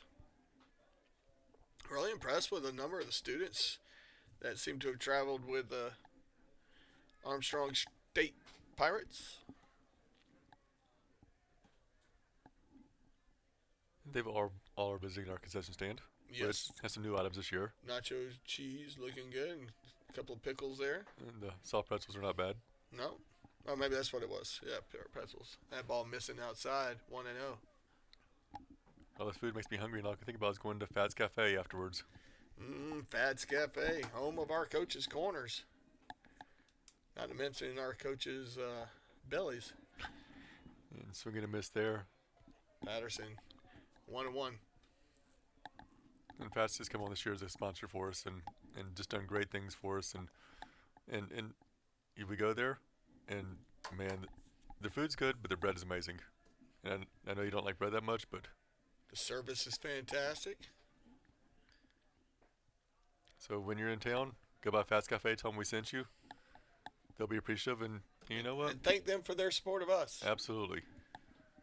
That pitch misses. Low and outside, 2-1.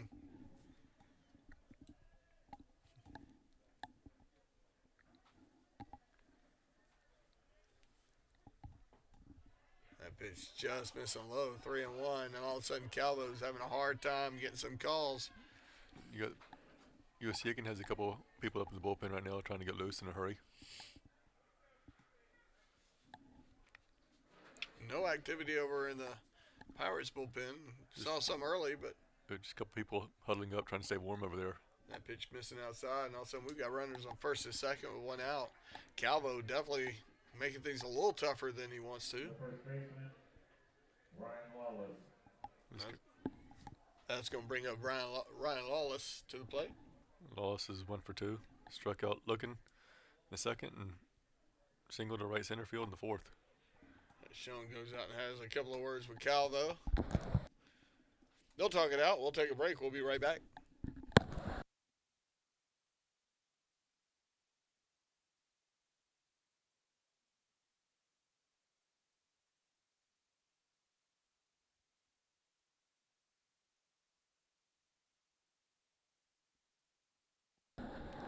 And we're back.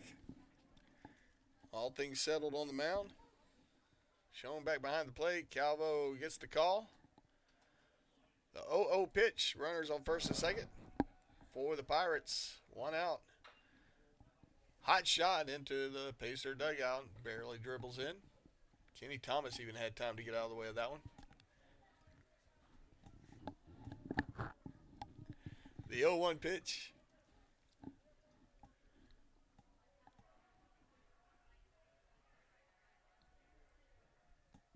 Calvo into his windup. Breaking ball. Needed to break a little bit more to get the call. Evens the count 1-1.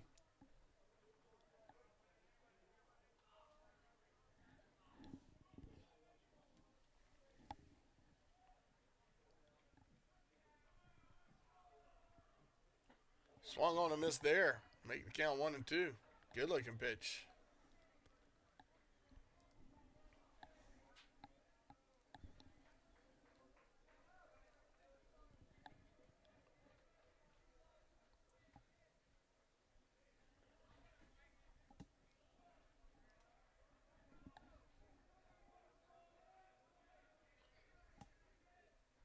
That ball missing outside. Even the count 2-2. Good hustle by Sean to keep that ball in front of him.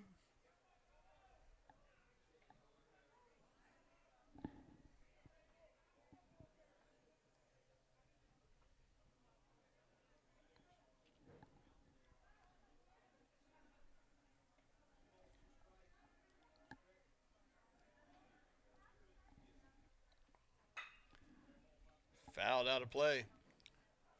We'll do it all over again. And, I'm going to just comment. Most of the third base coaches actively try to pursue it and get the ball when it's right beside them. This one just let the Olay go right by him. Didn't even make an effort. Uninspired is what I'm calling it. Uninspired. But 2-2 the count. 2 on, 1 out. Hot shot at third. Good play by Banks. He gets free out of his glove. He stops it from getting past, but had he kept it in his glove, he could have made a play there. But either way, he saved a run from scoring right there. Absolutely. It was a good play by Banks. I'm not going to criticize him at all, and it was a hard hit ball. The right fielder, Kendrick Thompson. As Thompson comes up, he's 0 for 1 with the walk. Got to second the first time and got to third the next time. We'd like to see him go to the dugout this time. As Kenny Thomas comes out to have a chat with his pitch, and it looks like we're going to see a change. So with that said, we're going to take a break. We'll be right back right after this.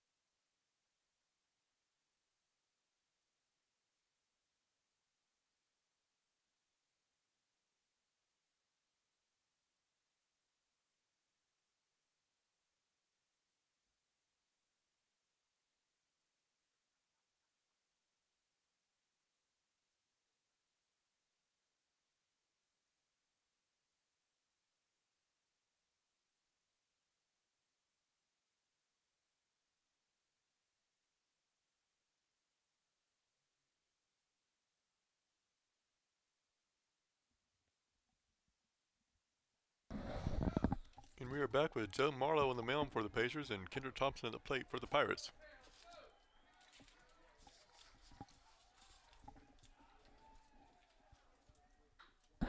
First pitch swinging foul. Joe Marlowe on the mound for the Pacers. Marlowe's thrown one inning so far this season. Faced 3 batters, struck out 2. That's pretty good. Not bad. Big swing and a miss there. 0-2.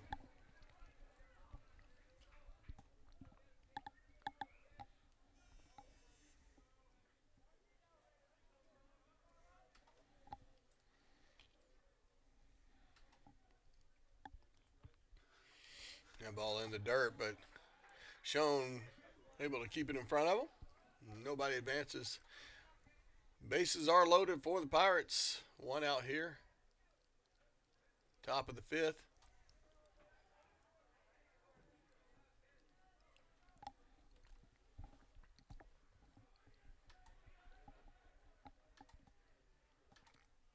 Big swing and a miss there for strike 3. Good job by Marlowe. That's going to bring up Corley. And he's already driven 2 tonight, has 9 RBIs on the season, and this is not who you want to face in this situation. No, I've already decided that I don't care for him at all. But should be a pretty good battle between Marlowe, who's been a solid pitcher so far this year, and Corley, who's probably one of the better batters they faced. Get a little righty on righty matchup. Big swing and a miss there. Seems like Marlowe's got a little bit faster fastball this year than he did before. Corley was definitely ahead of him, or behind on that pitch. I mean, he should start swinging right now. And he might get it tomorrow.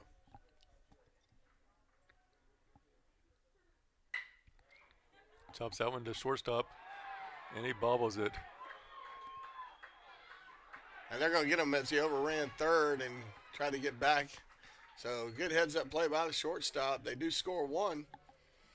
But the Pacers hold on to the lead as we go into the bottom of the 5th. We'll be right back.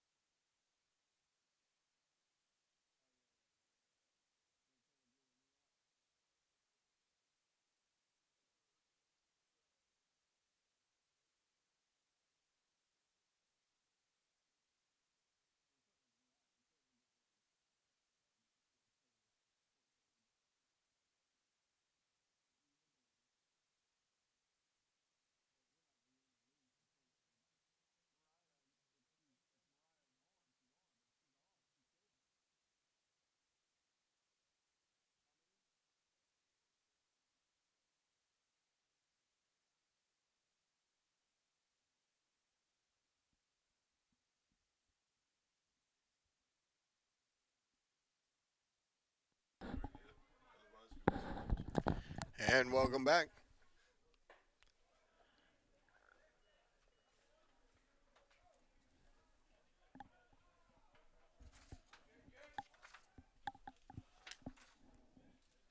Zach Moon. Is that Zach? I can't tell from here. I think it's Zach. It's Jonathan Banks. Well, I'm having a hard time seeing his number. Yeah. There he goes. It is Banks. Yeah. If they were standing next to each other, I'd have been able to answer my own question. 3-0 pitch. In the making.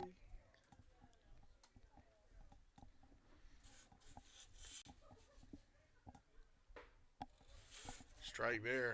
3-1.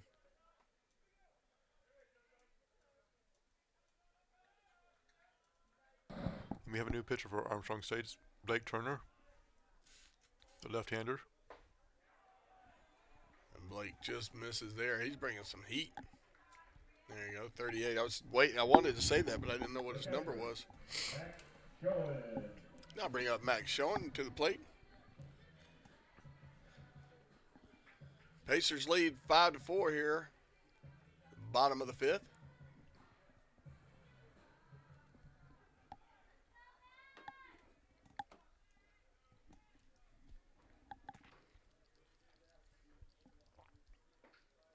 Showing break or bunt, but pulls back.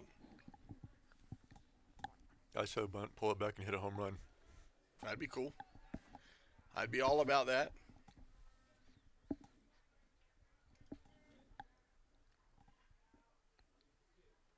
He gave his last shot a little bit of a ride. As that one he fouls all the way to the bullpen of the Pirates. Good play in the bullpen. Yeah, One hop and ball. hopped it off the fence. And he tried to throw it back in, and somehow it landed back on the field. He threw it off the fence onto the field. That'd be a Sports Center not top 10 if we had it on video. Dud. The 1-1 pitch. Swung on and missed. Strike two. I mean, you give the bullpen A for effort, but probably about D in execution with trying to throw the ball back in. And a whole lot of tweets mocking them. But, we appreciate the effort. Let's hear it for the bullpen. They can't get it over the fence. Well, they threw it into the fence, so explain that one. They couldn't get it over the fence. That was my explanation. And they said he swung on that one. And they're not wrong. So that'll be a strike three. He's going to bring up Ammerman. And he's had a couple pair of walks today. But, if they can't throw it over the plate, don't swing at it, you got to go to first base. That's right. If you can't get it over the fence, hold on to it. That lesson's for Saturday. So runner on first, one out. Emmerman at the plate. Hot shot, center field. He's got the center fielder on his horse, and that's a heck of a horse, but it's not fast enough. So Emmerman's going to end up on two. And that's going to score one and all the way from first. So quite the hustle by Banks, the third baseman. Showing a little speed around those bags. You can bank on that. My catchphrase for the year. I need to work on it, but still. Yeah, you gotta soften up the timing a little bit. Yeah, I was trying to fill out my scorecard. The magic is there. You just gotta work it. I've got 28 more home games to worry about. With baseball, I'll get it right at least one time. There you go. As Niall Goins comes up to the plate, and Niall could have saved all that hustle with one swing. You just got to preach to him to remember to touch the base when you run. That's we go back to last year when he missed second base. Turned a triple into a single fast. I mean, that was the first time I remember seeing him hit last year, and it was pure power. He rocks it when he does connect. Big swing and a miss there. 0-1.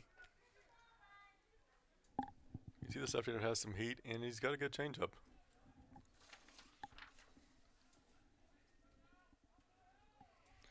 Niall out of Marietta, Georgia. It's 6-4 right now. Pacers in front. Thought about going there. Does not go. Home plate. Always going to ask the field. And he just stretches his arms out, said, nope. Nope. Negative. So the 1-1 pitch. Runner on second.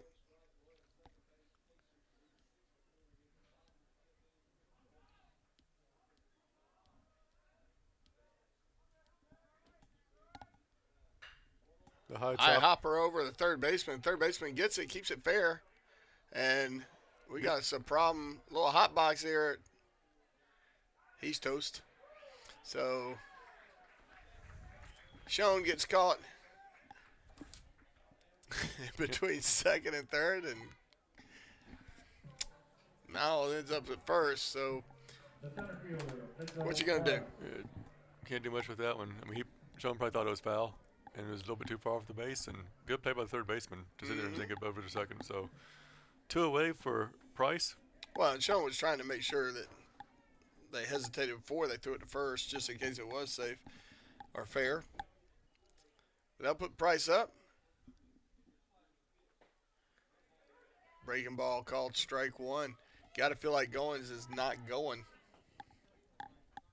That was clever. It's natural for me. 2 outs here.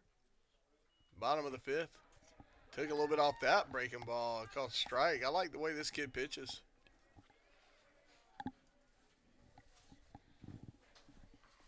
He's definitely got a little bit of heat when he needs it, but he's not afraid to take a little bit of pace off of it.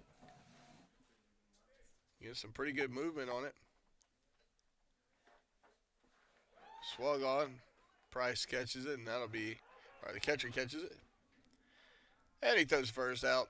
Number 3, but not before the Pacers add 1 to their lead as we get ready to head to the top of the 6th. Pacers lead 6-4. We'll be right back.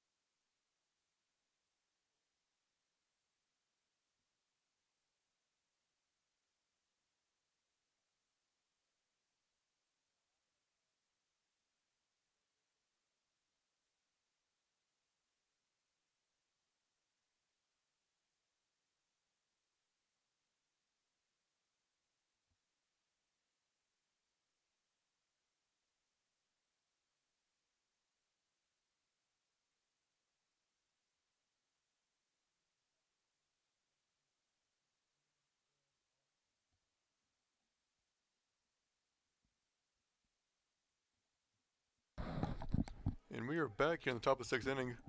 Pacers lead 6-4. Marlowe still on the mound as Austin comes to the plate. Strike 1.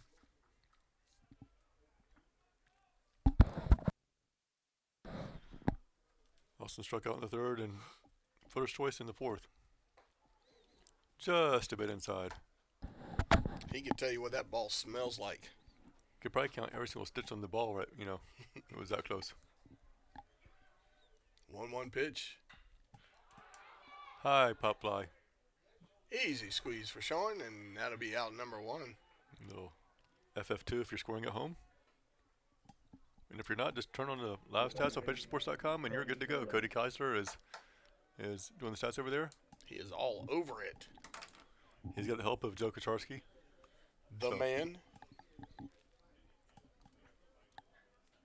He's going to bring Sherlin to the plate.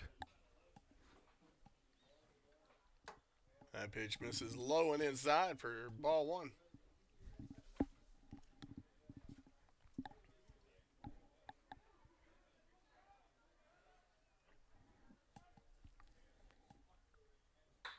Hot shot to third. Banks. Great play by Banks, and he takes what would have easily been a bad hop, turns it into a great play for out number 2. The third baseman, J.T. Phillips. And I'll bring up J.T. Phillips to the plate, third baseman for the Pirates.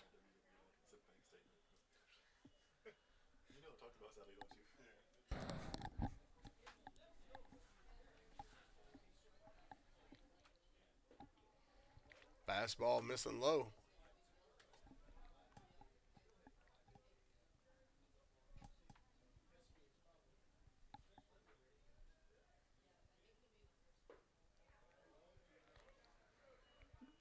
Two another count to Phillips.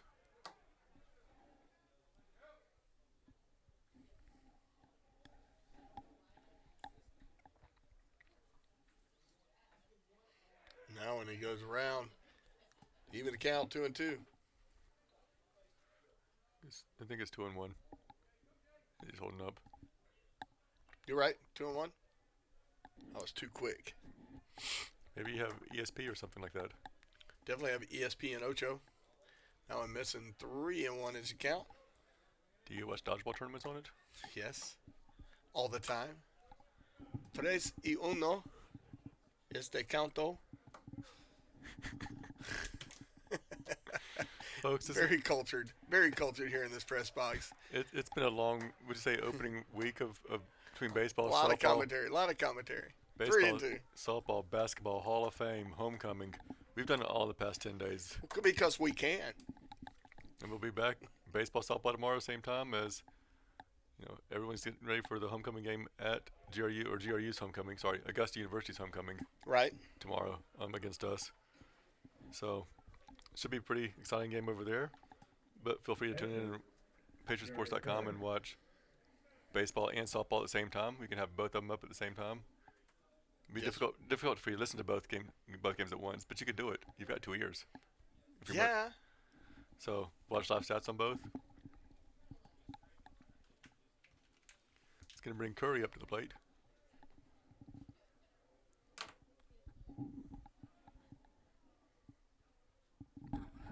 Runner going. Good throw. We can't get it, and good way to back it up by the shortstop. Oh, that was an excellent play. Otherwise, he's going to be off the races to third. So, runner in scoring position. As Phillips takes the base.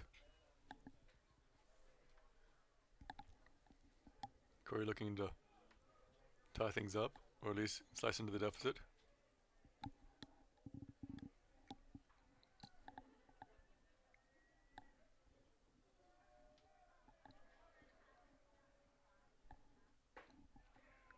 Good looking pitch there. He's painting the outside corner over there.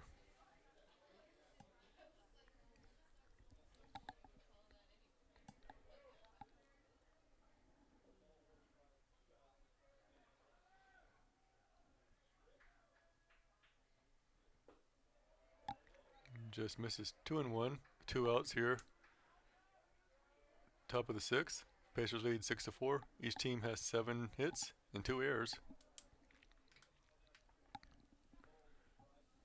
Not the cleanest game, but it's been pretty entertaining so far, wouldn't you say, Chip? Yes, I would.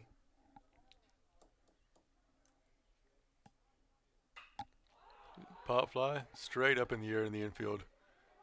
Got a pair of Pacers running after it, and there you go for the 3rd out. So heading to the bottom of the 6th. No runs for the visitors. Going to the bottom of the 6th. Pacers lead 6-4.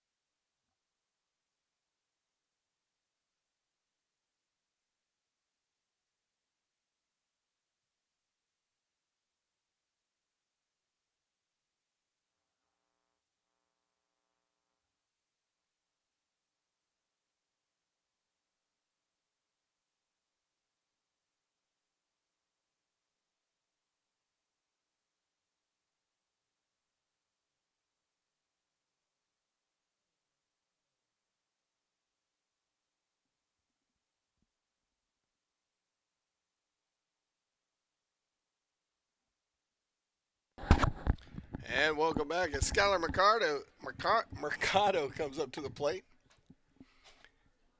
Here at the bottom of the sixth, Pacers lead 6-4. Good looking pitch, catches the inside corner of the plate for strike one.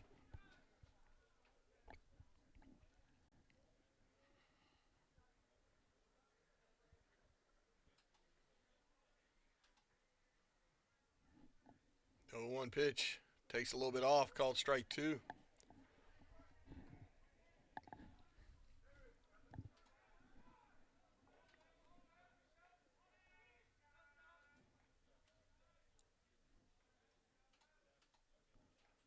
The 0-2 pitch. Now on a miss high and outside for ball one, 1-2.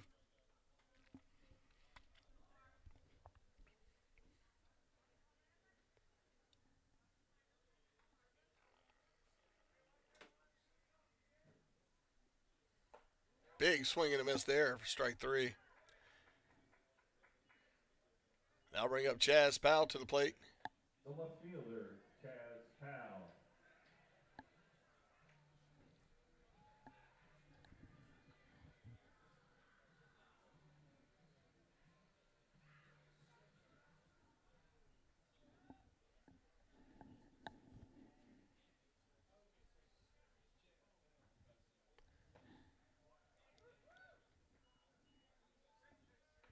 First pitch called strike.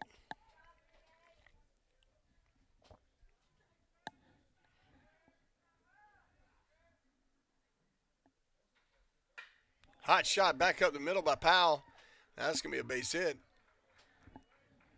He'll end up on first. And I'll bring up Ryan Pereira. Number 32, Brian Pereira.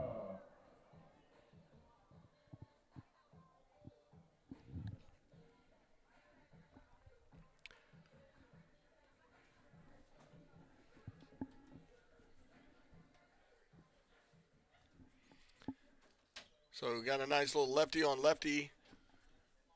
Runner on first, one out. Here at the bottom of the sixth.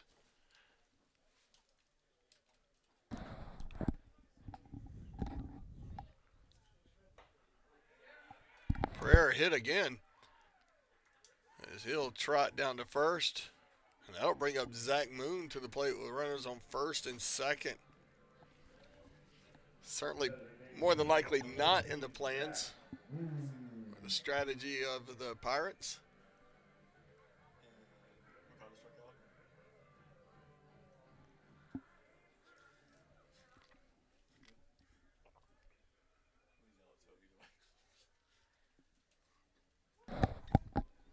Sorry about that. If you were following along at home, there was an issue with the stats, so we had to go get that corrected. So it's 6-4. It should be showing on your scoreboard at home. The first pitch called strike.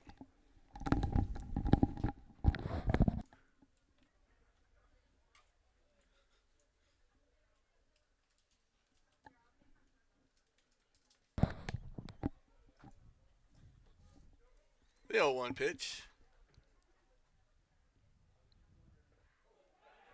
In the dirt, so each runner's going to move up. It's a good thing if you're a pacer. And the catcher's had an outstanding day keeping the ball from getting to the backstop. But that one, it didn't get to the backstop, but it got up underneath him, and he had a hard time finding it.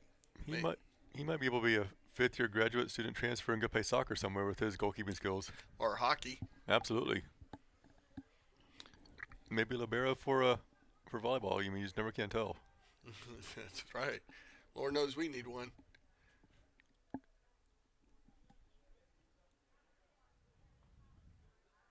Good looking pitch right there. Zach just watched it go. Strike two. Yeah, it was a perfect pitch to swing on. Easy for us to say up here in the press box. I still could have swung at it. I probably wouldn't hit it, but I would have swung at it. Fair point. Fair point.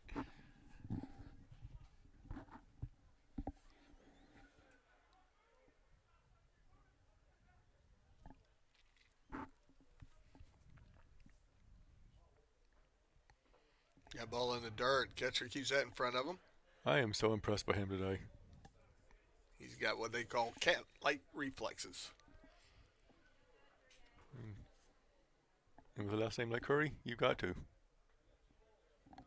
I mean, just think about the other Curry that has, cat like reflexes. They're scoring about 30-something points a game in basketball.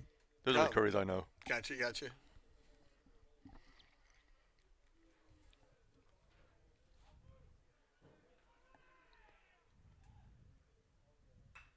That one foul back out of play.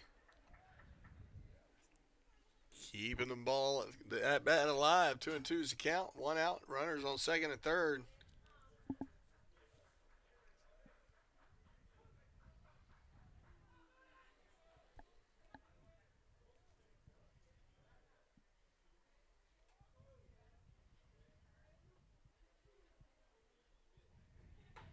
And that ball not coming back across the plate, making the count full.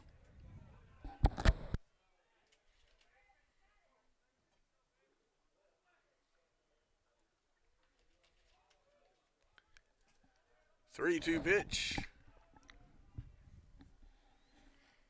Eventually. Here it comes. That'll miss. Zach will trot down the first, and that'll fill the bases up. But still not a bad move at all if you're the Pirates. You don't want to give him something to hit and let him just rip it No. and make it a 9-4 game in a matter of seconds. No, we're going to let John Banks do all the damage. Third baseman. Banks walked and scored his ass a bet. He was over 2, though. Flew out to center field in the first and struck out looking in the third. So still looking for his first hit of the game. I can't think of a better time to do it than right now. Runners all over the place for the Pacers. And a hot shot up the middle will be a nice touch. So Banks will actually get 2. Nope. We're going to stop the runner at third, but we'll get 1. Pereira held up by Coach third Disher. base coach, Coach Disher. He seems to be more of a cautious coach. The catcher, number Slow and 6, steady wins the race, though, right? Joey. Unless it's a dash, and then Well, we got 9 innings, so I'm saying it's more like a You're right. long race. Well, we're leading 7-4. It's going to bring up Sean, who has some power, as we've seen this year. Mm-hmm. He go opposite field earlier, or sometime last week. I believe Did he he go opposite field? I believe he did. Or actually, that was Zach Moon that went opposite field the first game, and Sean, I believe, tied up the third game of the series.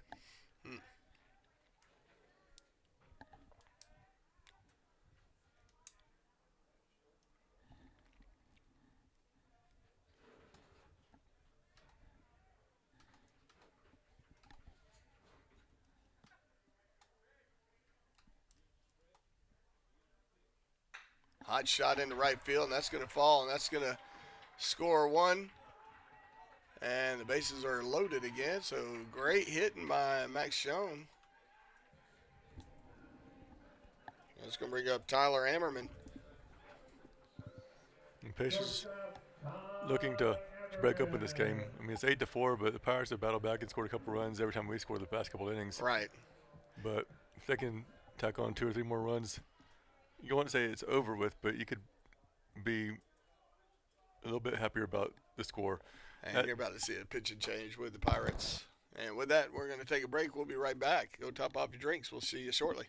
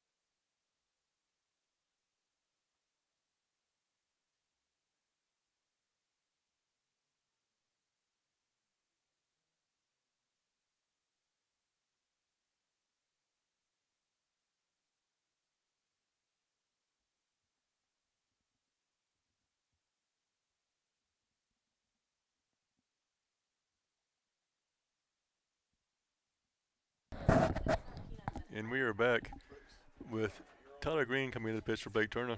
Turner, I should say. Sorry about that. He's pitching to Ammerman. 1-0 the count. As Jenny Law is joining me now, as Chip Herring had to step out of the box to go mingle. Thank you, Brian. And Patriot Nation, all you remember Jenny Law coming up and commentating for the last part of last season a year ago, and it was great to have her up here with some great insight. I pretend to know a little bit about baseball. You know more than most, Jenny Law. Yeah, it's 2-0 the count.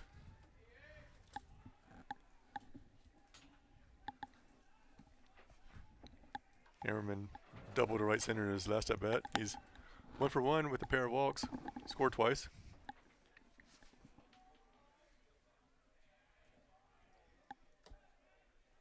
Pacers leading 8-4, looking to add a couple more runs.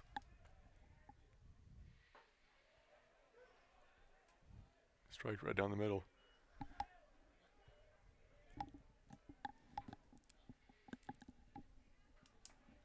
Two of them in the count with 1 away.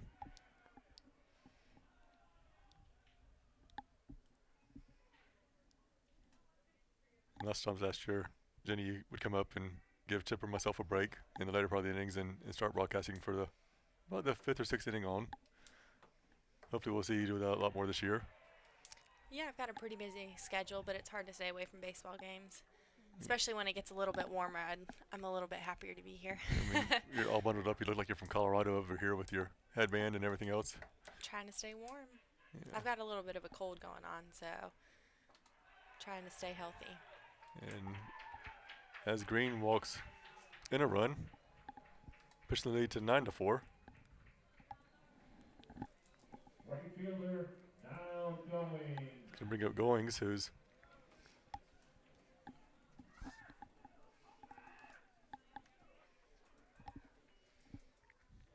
singled in the 2nd inning and struck out in the 4th.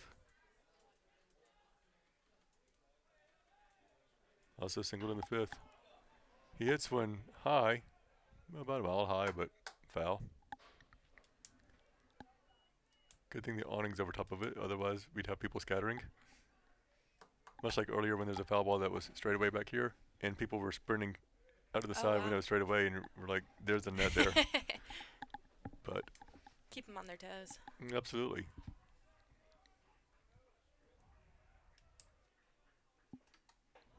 Just a bit inside, and Goings nearly got hit on that one.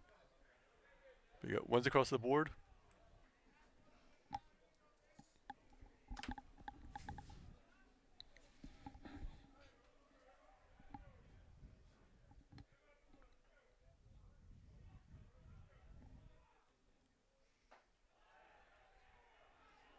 I don't know if you spotted our rival Armstrong volleyball players coming along to support their guys.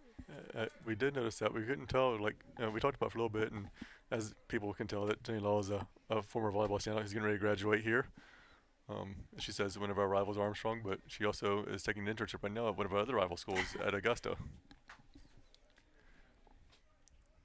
She hurried back over here tonight to catch the baseball game, and we're grateful for that as Goings check swings and is called for the strike.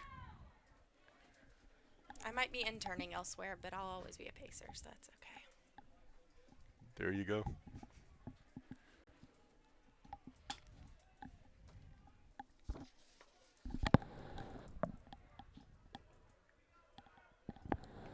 And here's a 2-2 delivery.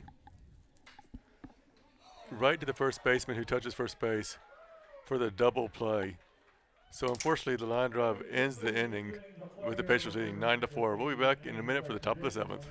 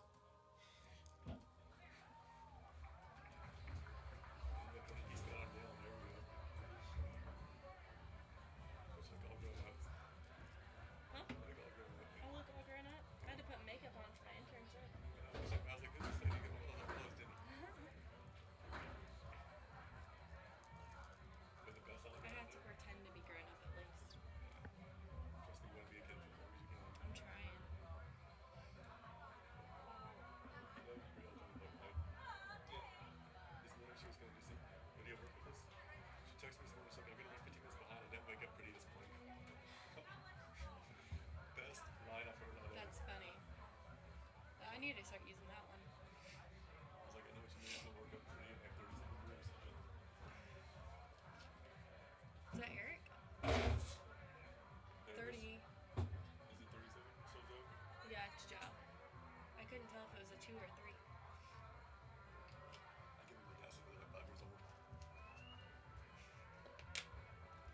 You doing better than you were the other day? Yeah. I got sick yesterday. I was in bed from 6.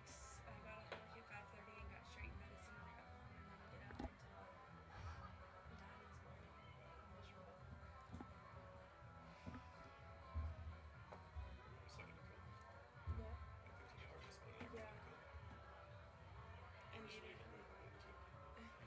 No, I would have preferred to have been hungover instead of sick. I would have been feeling better by now. Right. Leading off the top of the seventh, the designated hitter number 8, Barry Aldridge. What side do you put the mic on? It feels funny on that left side.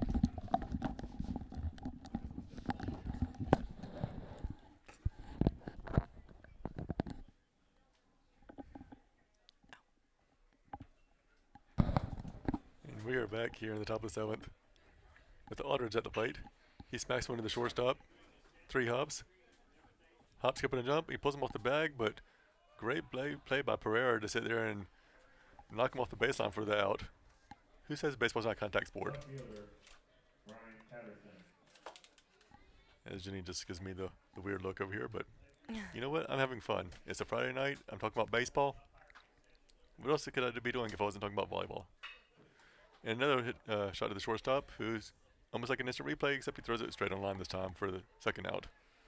We have a lot of new numbers out there, so it's just taken me a little while to get used to not having our guys from last year out there, but the new guys are doing a great job stepping up. They are. I mean, starting off, 3-1. A little bit of a loss to Lincoln Memorial. It's game 2 of the season, but bounced back to knock them off and win the series and beat Emmanuel pretty handily on Tuesday. As Joe Marlowe, who's a familiar face from last year. Yep. And throws one right in there. Misses though on the curveball there. 1-1 the count. And we know we're getting closer to your favorite time of the game, when the relief pitchers come in. Especially when it's closer like this, it's nice to have some action going on. Absolutely. As he sits there and smacks one into center field for the stand-up double. So Laws gets a 2-out hit going. It's going to bring up Thompson. The right fielder, Hendrick Thompson. Thompson's 0 for 2 with the walk. Reached on an error, though, in the second inning. And it looks like Marlowe has a little bit more speed this year than he did last year, so I don't know if it's his workout program or if he's just, getting some muscles or what's going on. But I think it's become a competition for the guys who can work out the most and the hardest, so it's pushing them all in the right direction. So is it also along with the same workout to see who can get the, worst looking mustaches and stuff like that? That's absolutely a competition at the moment. I mean, I've been around baseball for about all my life, but I haven't seen mustaches quite like this team's, especially the pitchers. 0-1 the count. And it's in the dirt, and he's going to scamper over to third. And right now, Marlowe doesn't even care about the runner at third. He just wants to get the third out of the inning and get back in the warm dugout where it's not too cold outside, but people are wrapping the blankets on out there a little bit.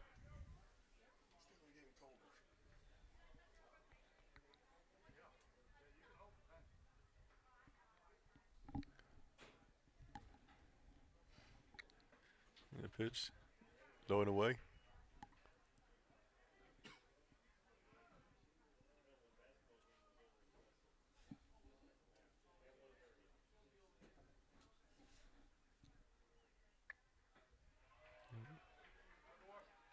Throws it right down the center for strike 2. And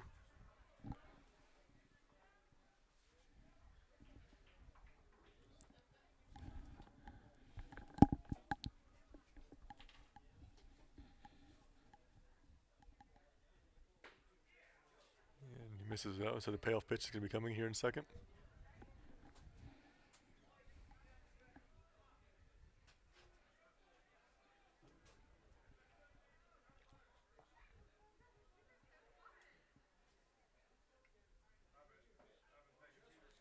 misses. So runners can be on first and third with 2 away with Corley coming to the bat. The shortstop, Chandler Corey.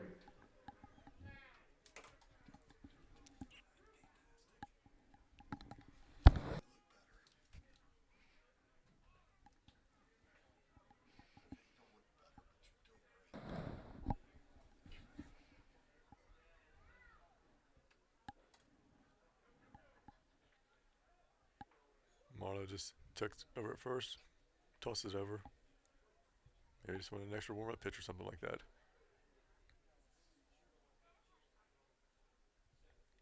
So you talked about the strength and conditioning program that the pitchers have had. I mean, is it something that they decided at the end of last year when it didn't go as well as it should have that they want to work from that point, or what was the change with the pitching staff with their dedication and the competition they have with their workouts? I think with all guys in general just being competitively natured, just making it a challenge for each other and pushing each other to get better every day. And nothing in particular I think that they were asked to do, but just within themselves as a group, pushing to try and get a little bit further this year. But who started the facial hair with trying to see who had the worst, the worst mustache? That would be James Lynch. And a bunch of the other guys just hopped on that train, and we haven't been able to get rid of those yet. Ooh, and the throw goes into center field, but almost took off Joe Marlowe's head. Wow, that was close.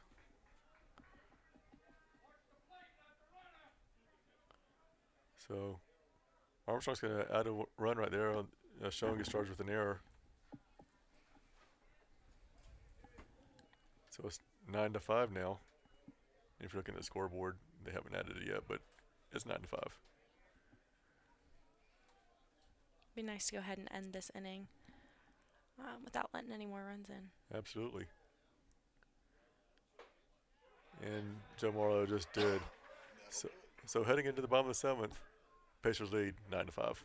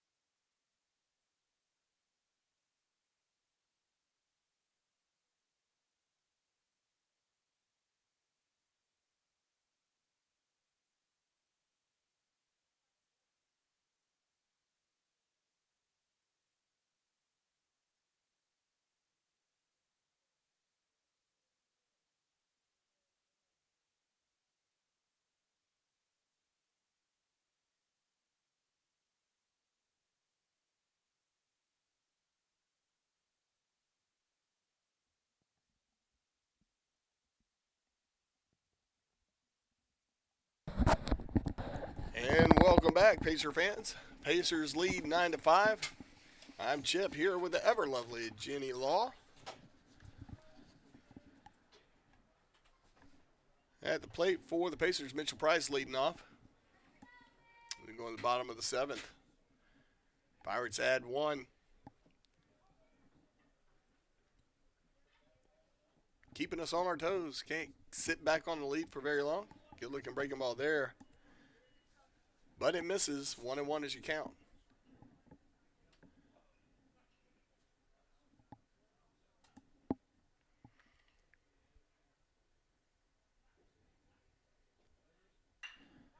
Hot shot to right field. Sky ball, probably knocked down a star or two, but it's going to be fielded in right field. Can of corn, as they like to say, in old school baseball. And I'll bring up Skylar Mercado to the plate. New York native. Skylar's a fun player to watch. A very good hitter, so it's been nice to see him doing well so far this season. He shoots that one out of play. Strike one.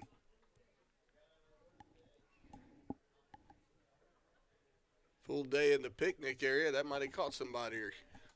But nobody's over there at this hour, so all is well.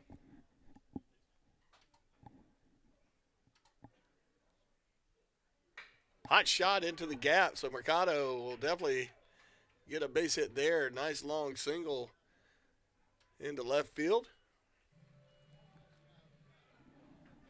And that'll bring up the lovely Chaz Powell. I almost didn't recognize Chaz the other day with that haircut. We've been talking about it. He's definitely going for a more aerodynamic. I like to think that maybe I inspired him with my hairstyle from last year, and he just wasn't man enough to go all the way. But it was tough to recognize him when I first saw him. Used to seeing his hair slicked back. Now he hardly has hair at all. Quick throw to first. That ball almost got away from the first baseman.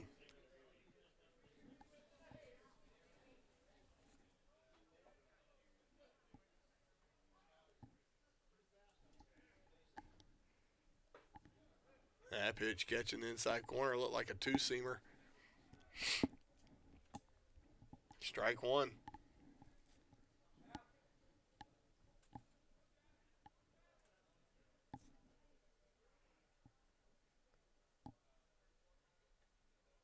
No, one pitch. Now I want to make its way over to the Pirates bullpen for a long strike. Count is 0-2. Runner on first for the Pacers. One out.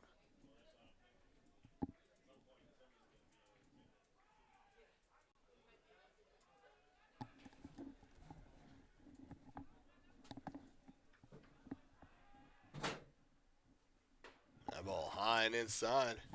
Chaz Powell got to look up its shorts.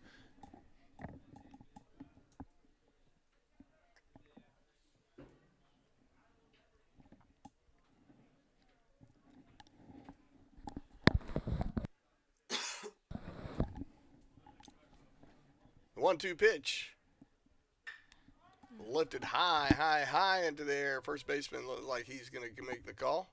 Easy squeeze there for out number 2.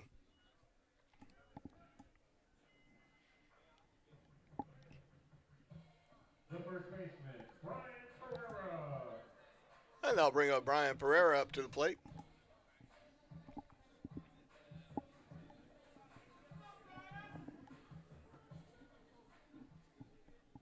Getting called over by Coach Thomas. A little last minute instruction. A little pat on the hiney. Nothing more encouraging than a pat on the hiney.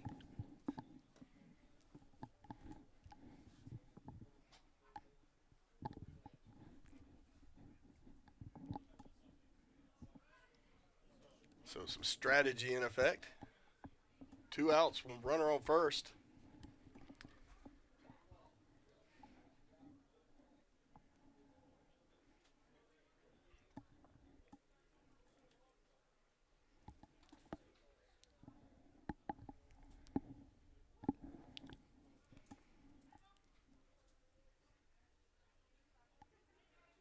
Pereira digs in. Here comes the pitch. Breaking ball, missing outside corner, ball 1.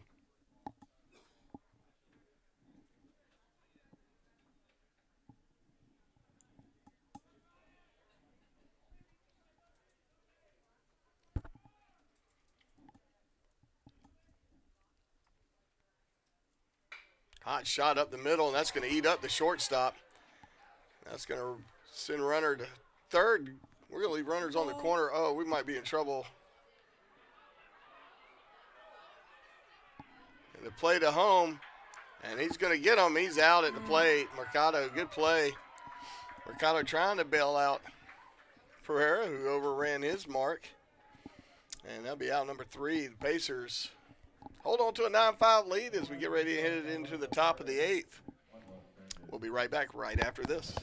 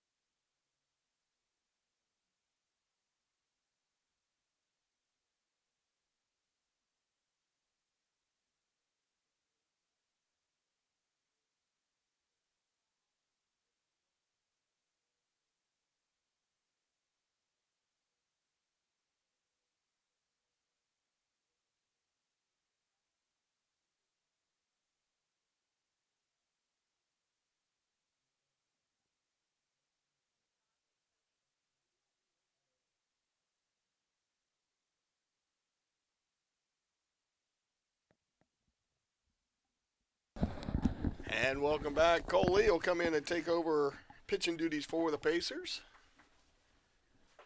And he's going to start off with a strike, first pitch.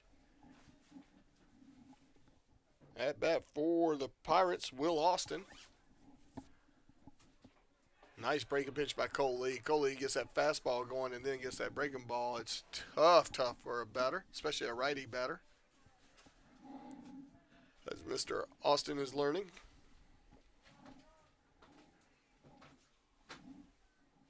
And he gets him chasing that breaking ball outside for strike 3.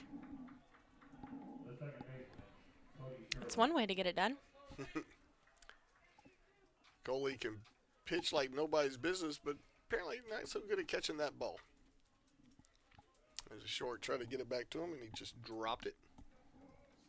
I'll try not to judge. Good looking pitch right there called strike.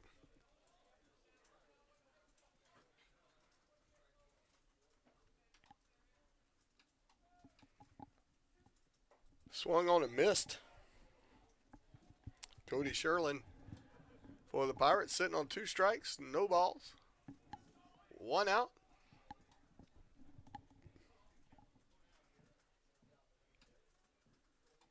That ball missing inside, making the count 1-2.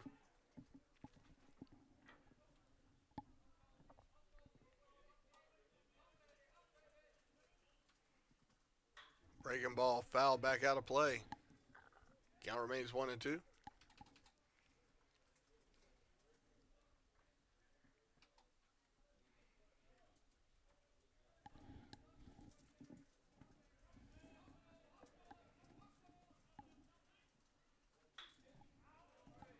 Good effort to stay alive on that one. The ball floating out of reach.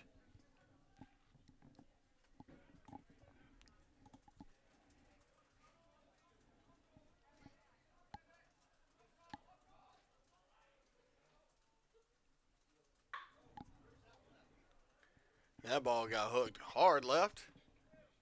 He started it way inside and started working his way back across the plate. Sperling does a good job to stay ahead of that one. Sherlin, I mean.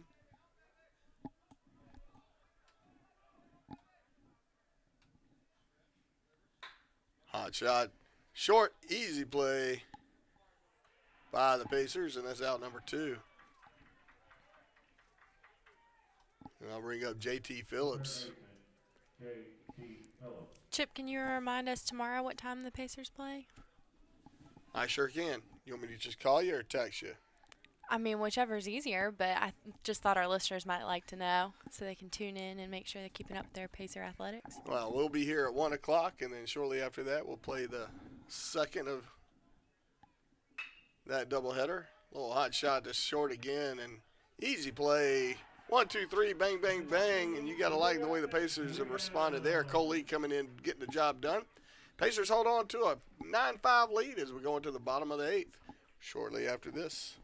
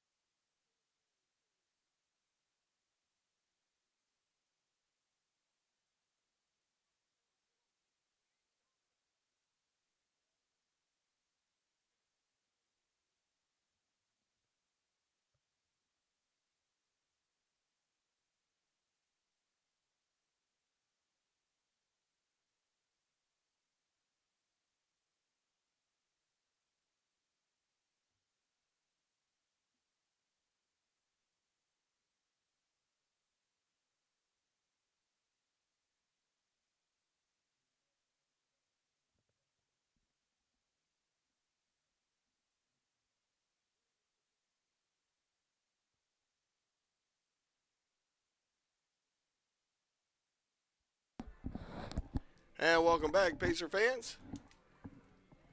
Bottom of the 8th, Zach Moon leading off for the Pacers.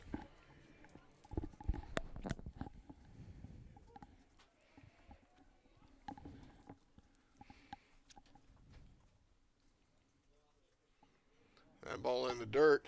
Looks like number 20, Tyler Green, pitching. Starts all squared up at his intended target. That ball definitely in the dirt.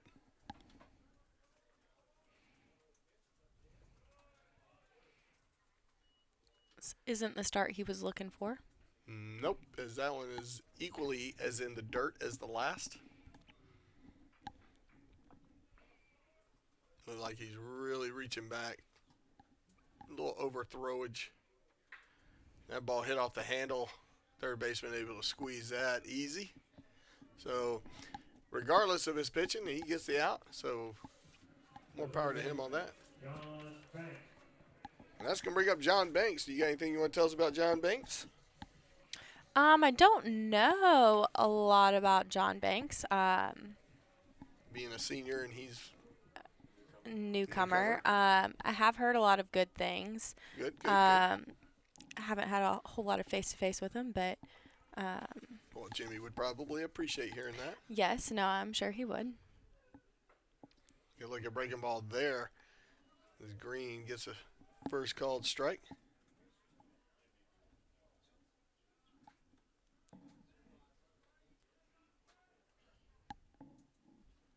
Oh, 1 pitch. Two hopper to third. Good play by the third baseman, and he makes the throw. Good play by the first baseman to keep that from getting by. 2 quick outs. Pirates cruising. The catcher, Max Schoen. And I'll bring up Maximilian Schoen. Would be nice for Max to put another one over the back wall. Give us a little bit more comfort. And in baseball, what do we call that when that happens? That's a home run. Yes, ma'am, it is. We would love to see that. Not to be confused with a spike. Nope, that's over a net. So Good looking pitch there by Green. Called strike.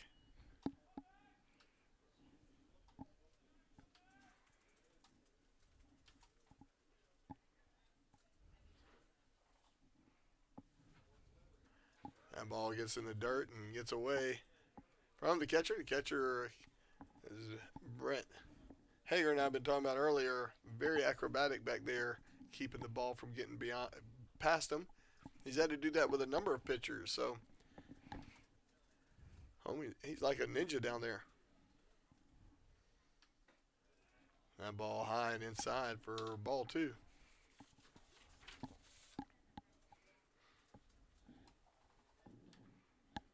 Two one pitch, 2 outs, none on. Here at the bottom of the 8th. That ball's going to get by. That'll get back to the bat stop. Nothing he could have done to stop that one. 3-1 is the count.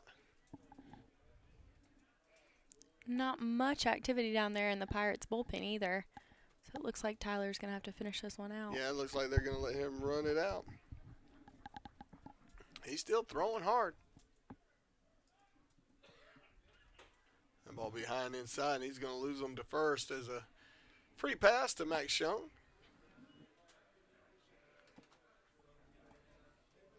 And that's going to bring up Tyler Ammerman. It's weird seeing somebody playing that shortstop position as opposed to Mr. Sean Miller, with all his hair falling out of his helmet. This guy's a little bit better groomed. Big shoes to fill, though. First pitch called strike. Sean came down to play with the guys the other day, and we saw him on the field, and we were wondering who it was that was out there. And we were like, that looks so much like Sean. It was a little bit confusing. It's fun to see him around town every once in a while as he's getting ready to. It was an odd moment where the catcher was throwing the ball back to the pitcher, and the pitcher had to field it to keep it from getting by him. Got an 0-2 pitch. But Sean Miller getting ready for spring training. Working out. Pacers have done a good job putting some. Oh, that ball is lifted high and deep into left field. If it's fair, it's gone, and it's gone. So, home run to the shortstop, Skylar Ammerman. His first as a Pacer. And all of a sudden, the Pacers are up 11-5. And that might shake up the Pirate bullpen a little bit.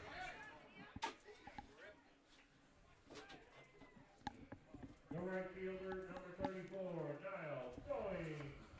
And I'll bring up Niall Goings to the plate. Possibly a little inspired from the diminutive shortstop going yard. Big swing. He was inspired.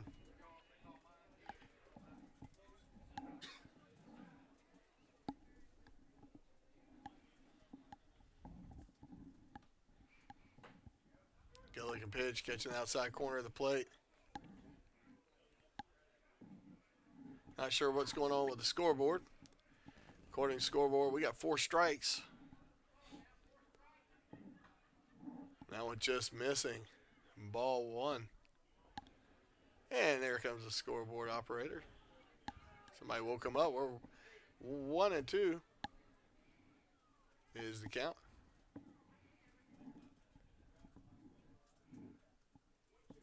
Big swing and a miss by Niall Goins, and Niall's still having a hard time making contact. But the Pacers add 2 more. They lead 11-5 as we head into the top of the 9th. We'll be right back right after this.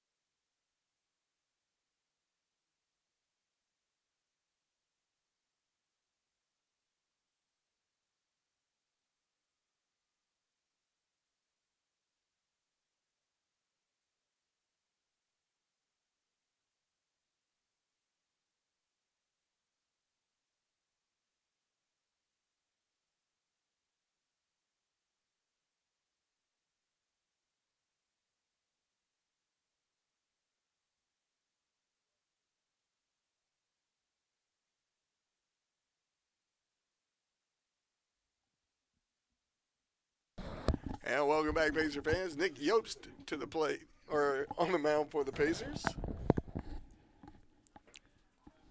First pitch missing just outside.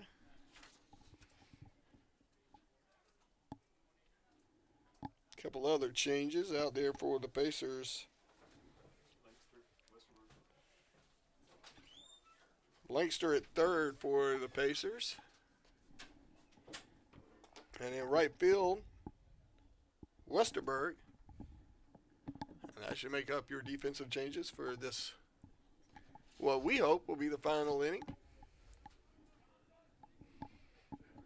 We've got a pretty good turnout despite it being a little chilly out there. I've seen a couple blankets and heaters.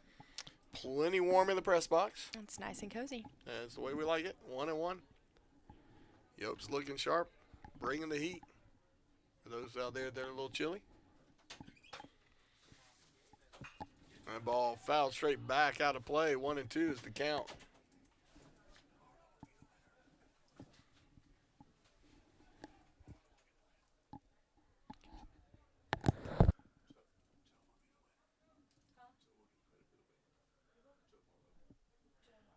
The 1-2 pitch.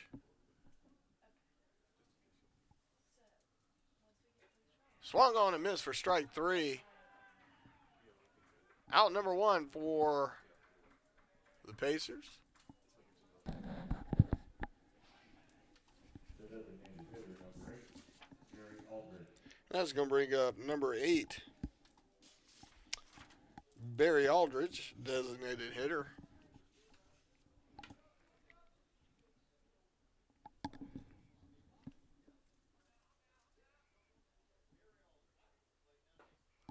Pitch low and away. Now, Jenny, if the game ends with the score that we have right now, what pitcher's going to get the win? Joe Marlowe will be awarded the win for tonight. Way to be on your toes. Absolutely. I try my hardest. She doesn't just date baseball players. She actually pays attention. Swung on a miss there, 1-1.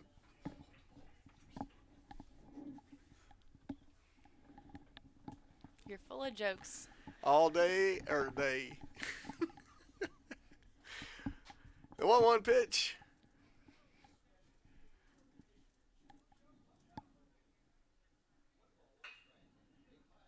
High hopper down the left field line, but that's going to be foul.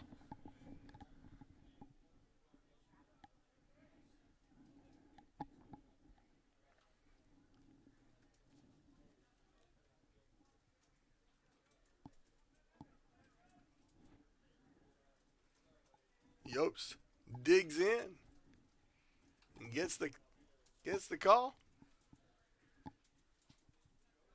Here's the windup.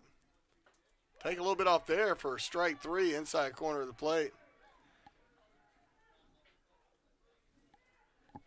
For out number 2, and that's going to put it all in the hands of The left fielder, Ryan Patterson. Ryan Patterson. Patterson with the golden locks hanging out the back of his helmet.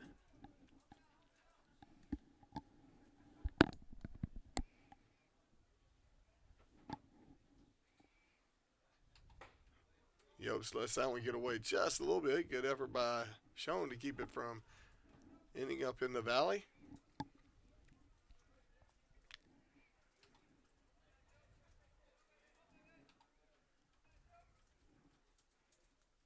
The 1-0 pitch.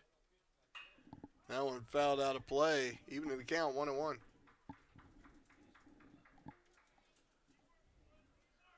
So, Jenny, what are you going to do with all your time now that your collegiate volleyball career is over? You going to play some this summer, I hope. Absolutely. I'd like to play in a couple of those outdoor tournaments. Great answer. I've taken up coaching a 17-year-old club team this spring. Bless your heart. Yep, it's a lot of fun. The girls are great, so we have a good time. High chopper. Yopes will chase it down, get it, throw to first.